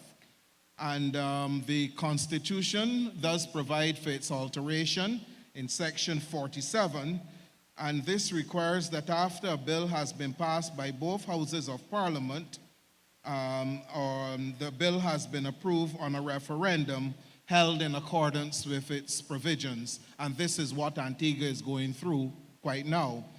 I must say that I commend the positive attitude and the affirmative action of Antigua in your readiness to become part of the Caribbean Court of Justice. I myself come from a jurisdiction, Barbados, where there was no political dispute at all. And even though a 2/3 majority of Parliament was required to join the CCJ, it was a unanimous decision of Parliament from both opposition and government that the CCJ should be the court of final appeal in Barbados.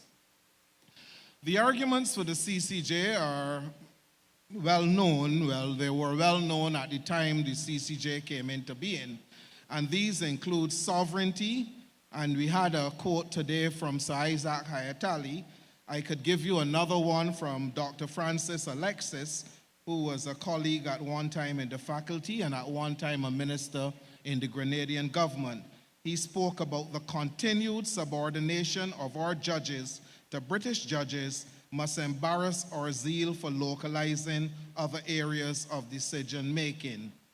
And in an article which was amusingly called "Jettison the Judicial Committee, You Think It Easy," Dorcas White said, "We cannot help contrasting this timorousness and sense of insecurity with the urgency to be independent, to replace the monarchy, to control our economy, to be an authority in church and state, and to determine our own destiny. There's zeal in those matters, and yet no zeal in some places to delink from the Privy Council, the Judicial Committee of the Privy Council." And the argument, simply put, is this: the legislative authority in Antigua and Barbuda lies in the hands of Antiguans.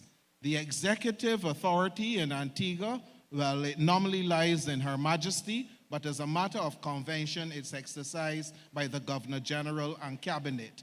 The judicial authority is in the hands of the Privy Council, the Judicial Committee of the Privy Council. Ultimately, your administrative authority is in the hands of the Antigua and Barbudan Civil Service, which is the odd one out, the Judicial Committee. Are you satisfied, I ask you, with having your legislative authority, your executive authority, and your administrative authority in the hands of Antiguans and the judicial authority left to a foreign jurisdiction?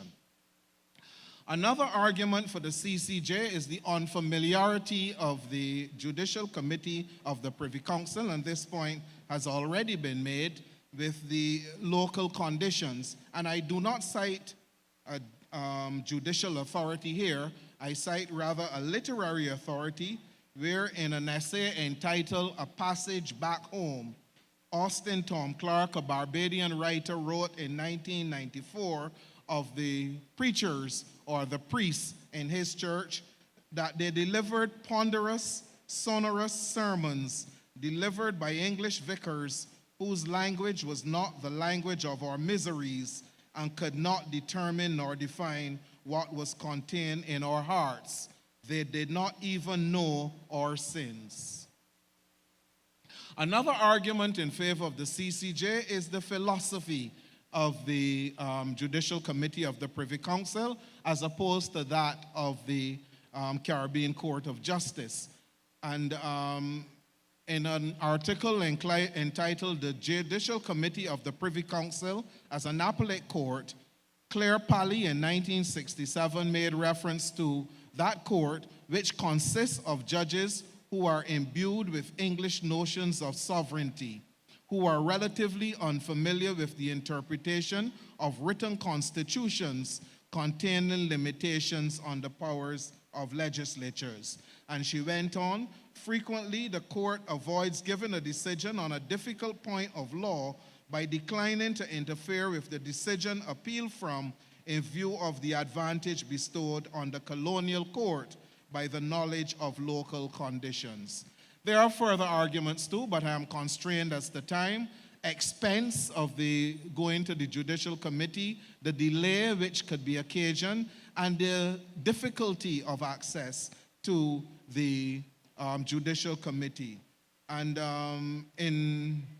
finally, I requote or recite the argument you have already heard this morning that perhaps in an English understatement, they're getting tired of us, because Lord Phillips in a BBC report from 2009 said, in an ideal world, Commonwealth Caribbean countries, including those in the Caribbean, would stop using the Privy Council and set up their own final courts of appeal instead.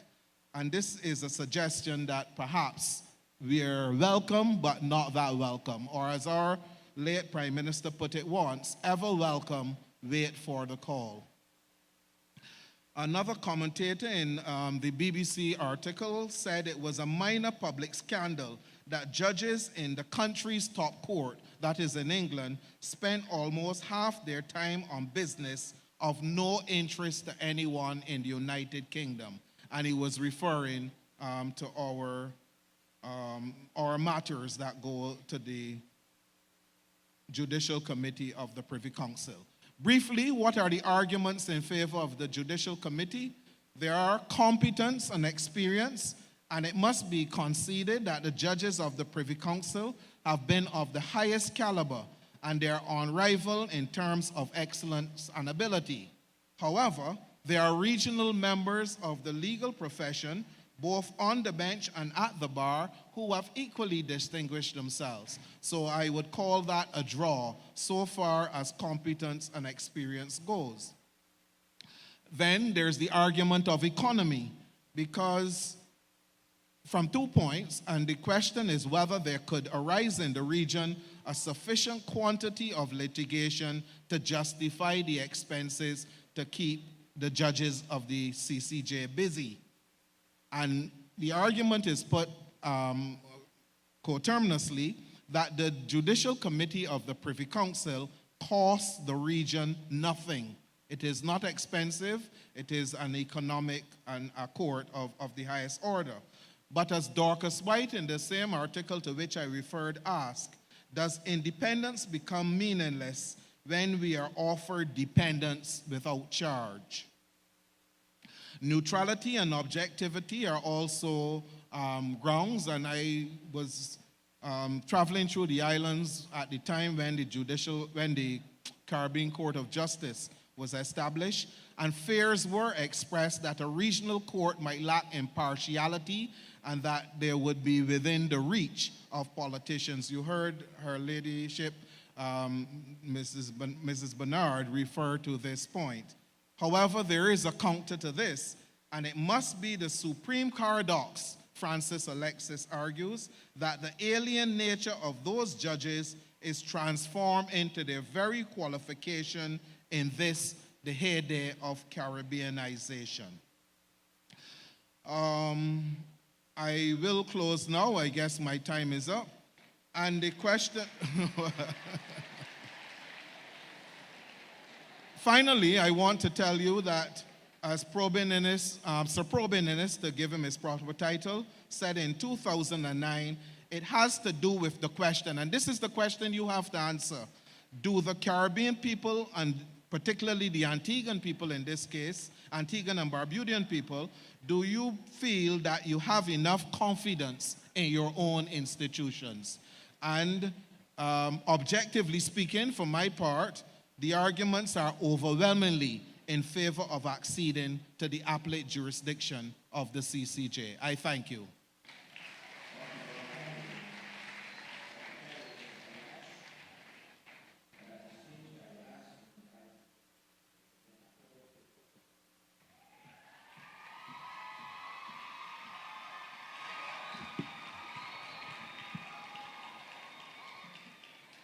All protocols having already been established.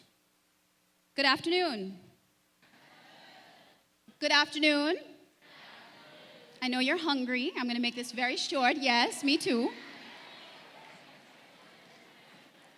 I would firstly like to take this opportunity to thank the National Organizing Committee for inviting me here to add my voice to this important discussion on the Caribbean Court of Justice. I'm particularly glad to be addressing the youth of Antigua. We have a vested interest in you all. You all seated here this morning are the future decision makers, the future policy makers, the future leaders. So it's important that we ensure all of you have a solid foundation of knowledge on issues like this, and I'm proud to play a small part in this educational process. So, is it time to replace the Privy Council? Where are your heads at right now? Yes? No? Yes? Okay, looks like we're doing our job. Addressing this particular question allows ample room for us on this panel not only to give you information, but also to express our own very personal opinions. This is a topic that I've been passionate about since I was in law school, so I'm very proud to be here today. So I wanted to find some way to hit the most important points. So I spent the last week or so listening to discussions on the radio, engaging with my network on social media, speaking to the youth, and engaging with other attorneys. I'm so sorry that we didn't get the lunch break here so that I could talk to some of you to find out what your opinions were during the break. I'd actually asked some of you to come up and approach me, but I'm sorry I didn't get to do that. So based on the discussions over the course of the last week, there was no doubt in anybody's mind that Antigua should join the CCJ. But those who were either undecided or leaning against voting for the CCJ in this referendum had two main fears and concerns. Those were, one, political interference, which has been discussed robustly by everyone. Two, concerns that stem from the erosion of trust in our regional legal system due to an inefficient lower court system in the Commonwealth Caribbean. Okay, so everybody's kind of already said what I wanted to say besides the lower court point, but we'll get back to that. So let's talk a little bit. It has been established that Antigua was a British colony until our independence in 1981, correct? Yes? And don't just say yes because you're hungry. Yes? Okay. It has been established that our independence in 1981 established a constitution that enshrines our fundamental rights and freedoms. Yes? It has been established, therefore, that we are a constitutional democracy, correct? What does this mean? It means that our Constitution reigns supreme, and at the forefront of importance is our protection of our fundamental rights and freedoms. It has been established by Gail Christian, my learned friend, that the doctrine of separation of powers, we know what separation of powers is? No? Okay. The separation of powers is the separation between the executive, the legislative, and the judicial arms of government. You understand? The executive, decision makers, the legislative, the parliament, the upper and lower house, and the court system. We understand that those three are all separated. Wonderful. It has been established that the courts are the institutions that ensure fundamental rights and freedoms are protected from decisions, acts, or omissions of the executive and legislative, correct? So the court system protects the rights from being infringed. Yes, excellent. We understand that our court system is a three-tier, three strikes you're out system with the High Court, the Court of Appeal, and the Privy Council at the moment, correct? I'm not hearing you, I know you're hungry. Okay, I know I again. We understand that the Privy Council is a final appellate court located in the UK and run by judges in the UK, correct? Okay, I'm coming to the end of this, only a few more questions. We understand that in Antigua, we have reached a point, do we understand that we've reached a point where we're seeking a referendum as to whether to join the CCJ? And this is why we're here today, to educate you on this process. Do we know what a referendum is? Okay, I heard some no's. This is great. A referendum is a vote. So in elections, you vote for either one of two or three political parties, yes? In a referendum, you are voting yes or no to a particular issue. We understand? Okay. We understand that Belize, Guyana, Dominica, and Barbados use the Court of Justice as their final court of appeal. And the Court of Justice is a Caribbean final appellate court established in 2001, inaugurated in 2005, and is to serve as our final appellate court if we vote yes to this referendum. We understand? Okay. The question is, should we move from the Privy Council to the CCJ? I didn't ask you. I didn't ask you that time. The simple answer is absolutely, you're right, yes. The question that we have been asked to answer today in this particular presentation is whether it is time now to join. Aha, and I'm hearing no's and yeses. Excellent.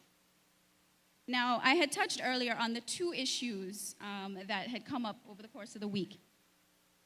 And this may not necessarily be an issue that you would have thought of because you may not have had much contact with the court system, but I want you to go home and tell your parents, in relation to trust in our lower court system, we have to address these issues. So it's no secret that the lower court system in the Eastern Caribbean has its problems.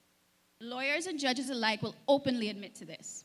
There are backlogs of cases, outdated legal frameworks, delay, inefficiencies, and a lack of funding and understanding of alternative dispute settlement processes. There's no question that these issues need to be addressed immediately. These issues are being brought to the forefront now because of the discussion surrounding the CCJ. And I think it's detracting a little bit away from the discussion. Just a little, but it is a very valid concern. So, in addressing the issues with our lower court system, I want to bring up the Caribbean Court of Justice has a juris program, which is in conjunction with the Eastern Caribbean Supreme Court and a Canadian donor agency. And what they have been trying to do is to reach out to various islands. I don't believe that they're in Barbados. I think they're in Grenada and Belize at the moment. And they are increasing funding to mediation programs. They are assisting in providing training to judges. They are also helping in providing guidance as to creating rules and regulations to expedite the court process and help ease the backlog of cases. So you see the CCJ actively in countries where they are active, helping the lower court system to better alleviate the problems that we see in our lower courts. So I just wanted to touch on that one issue, so I hope you go home and tell your parents about that. So the question is, I'm coming to a close. Is it time to replace the Privy Council? This is the question facing our entire region, but it's not a new question. The Caribbean has been at a crossroads in relation to this issue for so many years, mainly for political reasons. However, in Antigua, this is no longer a political issue. The government and the opposition are now in agreement that we should join the CCJ. And let's face it, when has that ever happened? When have they ever agreed? So let's look at it this way. Jamaica and Trinidad became independent over 50 years ago. Antigua gained its independence over 30 years ago. So it's been almost 50 years of the exact same discussion and almost 15 years since the court was established. And here we are still having the same debate. And now we're faced with this referendum, our first ever. So if now is not the time, when will it ever be the time? In the past, it wasn't the time because we were young as a Caribbean region. In the past, it wasn't the time because the court had not yet been established. When the court was established, it still wasn't the time because the court was too young. Even when a few countries signed on to the CCJ, it still wasn't the time because the court had not yet potentially proven itself. And now I'm hearing it's not the time, mainly because of lack of trust in our court system, and especially a lack of trust in each other as a people. And if it's still not the time, if the Privy Council have described our caseload as burdensome, then when will it ever be the time? When will we ever be fully satisfied as a people to vote in favor of our own intellectual capabilities? Will we ever be satisfied as a people to vote in favor of our own regional self-determination? Casting your vote for the CCJ is casting a vote in favor of what is yours. And I'm going to stop here. Who here supports the West Indies team? Not many. I guess y'all are still kind of young, right? I support the West Indies team. Not because they're the fastest, they used to be. Not because they're the best, they used to be. But because they're mine. They're my own. A vote in favor of the CCJ says, I am, we are good enough. In another 50 years from now, what side of history do you want to be on? Do you want to be on the side that says, yes, we can? I know we can. Or the side that says, we can't do it for ourselves? What do you want your voice and your vote to say? What will be your contribution to the conversation? I almost finished, Jack. I know you're hungry. My contribution is that it is time. It is time for our governments to invest in our lower courts. It is time to provide more funding to better enhance legal aid programs. It is time to invest in our mediation centers so we can settle disputes out of court. And it is time for our laws to be updated to make our court systems more efficient. My contribution is that it's time we as a people come to a realization that we are capable and intelligent and worthy of our own final appellate jurisprudence. It is time that we have jurisprudence that takes into account our own cultural and societal norms and idiosyncrasies. It is time that we join a court who has a vested interest in improving the structure and functioning of our court system. It is time that our people begin to trust each other. It is time for the CCJ. Thank you.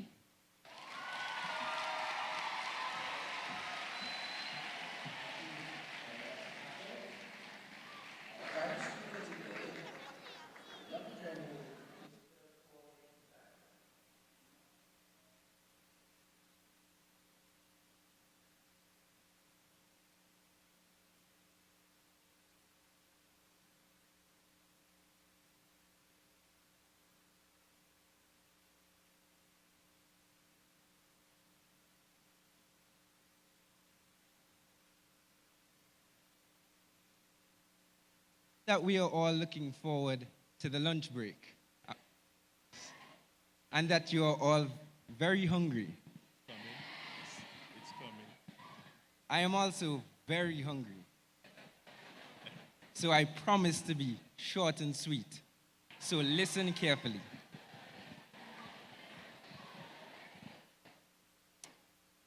Honorable Ministers of Government, distinguished guests, ladies and gentlemen, a pleasant good afternoon.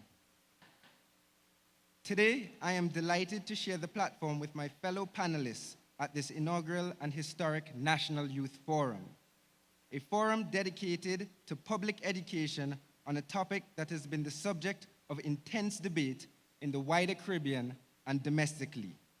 Is it time for the Caribbean Court of Justice to be replaced by the Privy Council as the final court of appeal in Antigua and Barbuda? It is my intention not to express a personal view, but to provide arguments for and against which of these two competent courts should be our final decision-making body. It is for you, the youths of the nation, to make your own informed decision from the information my colleagues and I are providing. As you would have noted from earlier presentations, our local court structure consists of a three-tier system. The Magistrates Court, which deals with small civil claims and summary criminal offenses. The High Court, presided by a single judge, which has unlimited jurisdiction in civil cases and criminal matters which are heard before a jury. You have the Court of Appeal, in which 3 judges sit to hear and determine appeals from both the Magistrates Court and the High Court. Decisions of the Court of Appeal can be challenged by the Privy Council. We have now been presented with the opportunity to replace the Privy Council as our final Court of Appeal with the Caribbean Court of Justice, also known as the CCJ. But this can only be achieved through a process which I shall now explain. Antigua and Barbuda, along with 10 other CARICOM states, initially signed the agreement establishing the Caribbean Court of Justice in February 2001. Following the execution of this agreement, the CCJ was officially launched in April 2005 in Port of Spain, Trinidad, with a total of 12 signatory states. Notwithstanding the formation of the CCJ, the Constitution of Antigua and Barbuda provides the Privy Council as our final Court of Appeal and will continue to do so until amended by a 2/3 majority in Parliament, followed by a 2/3 vote of you, the people. By a Memorandum of Understanding signed on the 29th of July 2015, the government of Antigua and Barbuda and the official opposition agreed to work together towards this necessary constitutional reform, which requires final approval by you, the people. This is done through a voting process known as a referendum. It is 14 years since the establishment of the CCJ and 10 years since it is functioning. Now, in March 2016, we begin the debate to prepare ourselves for the constitutionally required referendum. Are you for or against the CCJ? One of the most notable strengths of the CCJ is its ability to provide greater access to justice to the people of the Caribbean region. Although headquartered in Port of Spain, Trinidad, the CCJ is an itinerant court, which simply means it is a traveling court that can sit in the various country jurisdictions within CARICOM. Since the inception of the court has sat in Barbados, Jamaica, Guyana, and Belize. In addition to this, the CCJ has adopted various technological aids such as teleconference, video conference hearings, and electronic filing of court matters. This improved technology ensures that litigants have easy access to the court and makes the CCJ more economical and convenient for the persons of the Caribbean region. In reflecting on the economic benefits of the court, the current president of the CCJ, the Honorable Sir Dennis Byron, in an address in June 2012, highlighted the 2008 case of Elizabeth Ross and Corinne Sinclair. In this case, 2 very underprivileged ladies from Guyana had a dispute between them about the right to occupy a condominium. It was a matter very important to them, but their lack of finances provided a serious obstacle for this case to be resolved. The CCJ heard the matter in forma pauperis. This is a Latin term which simply means free of court fees and expenses. And in fact, 2 of the members of the Guyanese bar were appointed to represent the ladies pro bono, meaning free of legal fees, with most of the hearings done by teleconference. In contrast, the Privy Council, which was established during the era of British colonialism, is located and sits in Westminster, London, England. Litigants who appear before the Privy Council must travel to London with their legal representatives, as the court does not offer teleconference or video conference hearings, although this may soon be implemented. Between the years 2005 and 2014, there were 15 appeals filed in the Privy Council from Antigua and Barbuda. During that same period, there was a combined total of 371 criminal and civil appeals filed in the Court of Appeal. And now remember and keep in mind, decisions of the Court of Appeal are challenged before the Privy Council. This comparative study suggests one of 2 possibilities. Either more than 90% of the litigants are satisfied with the decisions of the Court of Appeal, or litigants simply cannot afford the high costs associated with traveling to the Court of Appeal in terms of accommodation and legal representation. Supporters of the CCJ argue that the Caribbean Court presents a more realistic route for ordinary working class men and women seeking affordable justice. Another strength of the CCJ is its high quality justice.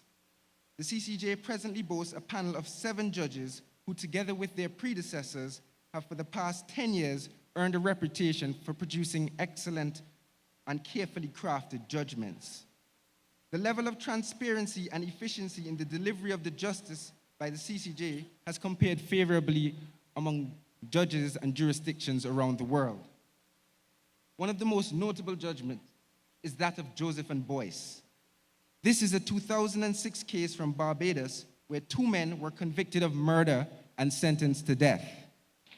At the time of their conviction, Barbados was a party to the international treaty known as the Inter-American Convention on Human Rights. Joseph and Boyce petitioned their murder conviction to the Inter-American Human Rights Commission, but because the treaty, though acknowledged by Barbados, was not incorporated into its local or domestic law, the Barbados government wished to proceed with the petition. The CCJ, in a well-reasoned judgment, stated that Joseph and Boyce gained no rights from an international treaty that was not incorporated into local law. However, in keeping with the universal standard of human rights, the men had a legitimate expectation for the petition of the commission to be heard before the sentences were executed. Suffice to say, the men had their death sentences reduced to life imprisonment due to the length of time spent on death row, which was considered cruel and inhumane treatment in the CCJ's ruling. Additionally, the CCJ is comprised of judges within the Caribbean region. These judges are familiar with the customs and traditions of our society, which is often reflected in their judgments. The judges of the Privy Council, in contrast, sit thousands of miles away and may not appreciate the dynamics of the Caribbean, social, political, and economic life. That being said, it should not be forgotten that the Privy Council has presided over some historic cases from Antigua and Barbuda.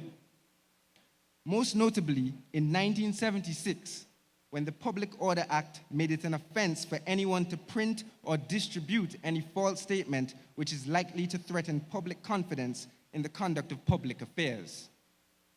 The late Tim Hector, editor and publisher of the Outlet newspaper, was charged for violating this act. The High Court held that his constitutional right of free speech had been infringed, but the Court of Appeal reversed this decision. On appeal to the Privy Council, the English judges opined that it would, and I quote, "It would be a grave impediment to the freedom of press if those who print or distribute matter reflecting critically on the conduct of public authorities can only do so with impunity if they could first verify the accuracy of all statements of fact on which the criticism is based." On its successful appeal to the Privy Council, the Outlet newspaper continued its public service of being critical of government actions. Fast-tracked to 1999, when Observer Publications Limited was refused a broadcasting license by the government, which the Privy Council held was a restriction of freedom of expression and freedom of transmission of information and ideas in terms of the interference with our guaranteed right under the Constitution. The London-based court ordered the issuance of a broadcasting license, and the Observer Radio took to the airwaves like a beacon of light. In 2007 case of Half Moon Bay Holdings and the Attorney General, the Privy Council held that a compulsory acquisition of land for the purpose of sale to another private entity is constitutional in a situation where the owner of private land has repeatedly failed to develop the land as promised. However, the former owners of the property, which has been compulsory acquired, are entitled to prompt and reasonable compensation as stated in the 2001 Grenadian case of Garay and the Attorney General. These line of authorities provide a timely reminder that although located 1,000 miles away, the Privy Council has correctly interpreted and reinforced our constitutional rights, which we hold sacred. Central to the debate for the retention of the Privy Council is our reluctance to place trust and confidence in the CCJ because of the potential political interference in its functioning. Many view the court as an agent to serve the objectives of the various Caribbean governments. Furthermore, the CCJ is often associated with having judicial knowledge of local conditions, parties, and lawyers in a particular case. Some believe this creates a situation of predetermination and bias. Supporters of the Privy Council feel more assured of obtaining justice by traveling to London, where the judges are unlikely to know them and will not approach their case with preconceived opinions. Understandably, we live in a small society, but these views must not detract from the professionalism with which the CCJ fulfills its mandate. The means employed to ensure the independence of the CCJ are some of the most unique in the world. Judges and staff of the CCJ are appointed by the Regional Judicial and Legal Services Commission. The commission comprises of persons from various public and judicial agencies, together with the jurists nominated by regional bar associations. There are no politicians in the commission, which means no political interference in selecting judges or court staff. The only exception relates to the president of the CCJ, who is appointed by the various heads of government only from persons recognized by the regional commission. Moreover, it is important to note that the CCJ is funded through a trust fund, managed by a regional board of trustees. This board of trustees are well-qualified professionals and free from political interference. Antigua and Barbuda has been an investor to this trust fund from its inception. Is it not time for our people to have a right to enjoy the full benefits of the CCJ? In conclusion, note that Antigua and Barbuda became an independent state with the Commonwealth of Nations on the 1st of November 1981. More than 34 years after political and governmental independence, the time has come to remove the final pieces of our colonial past and the reliance on judges based in London determining matters before our court. As our nation continues to mature, we ought to embrace a judiciary that understands the societal customs, norms, and traditions of our Caribbean people and has our best interests at heart. If this is an opinion you share, then it is time to replace the judicial institution of the Privy Council, which has no doubt served us well, and accede to our indigenous Caribbean Court of Justice. I thank you.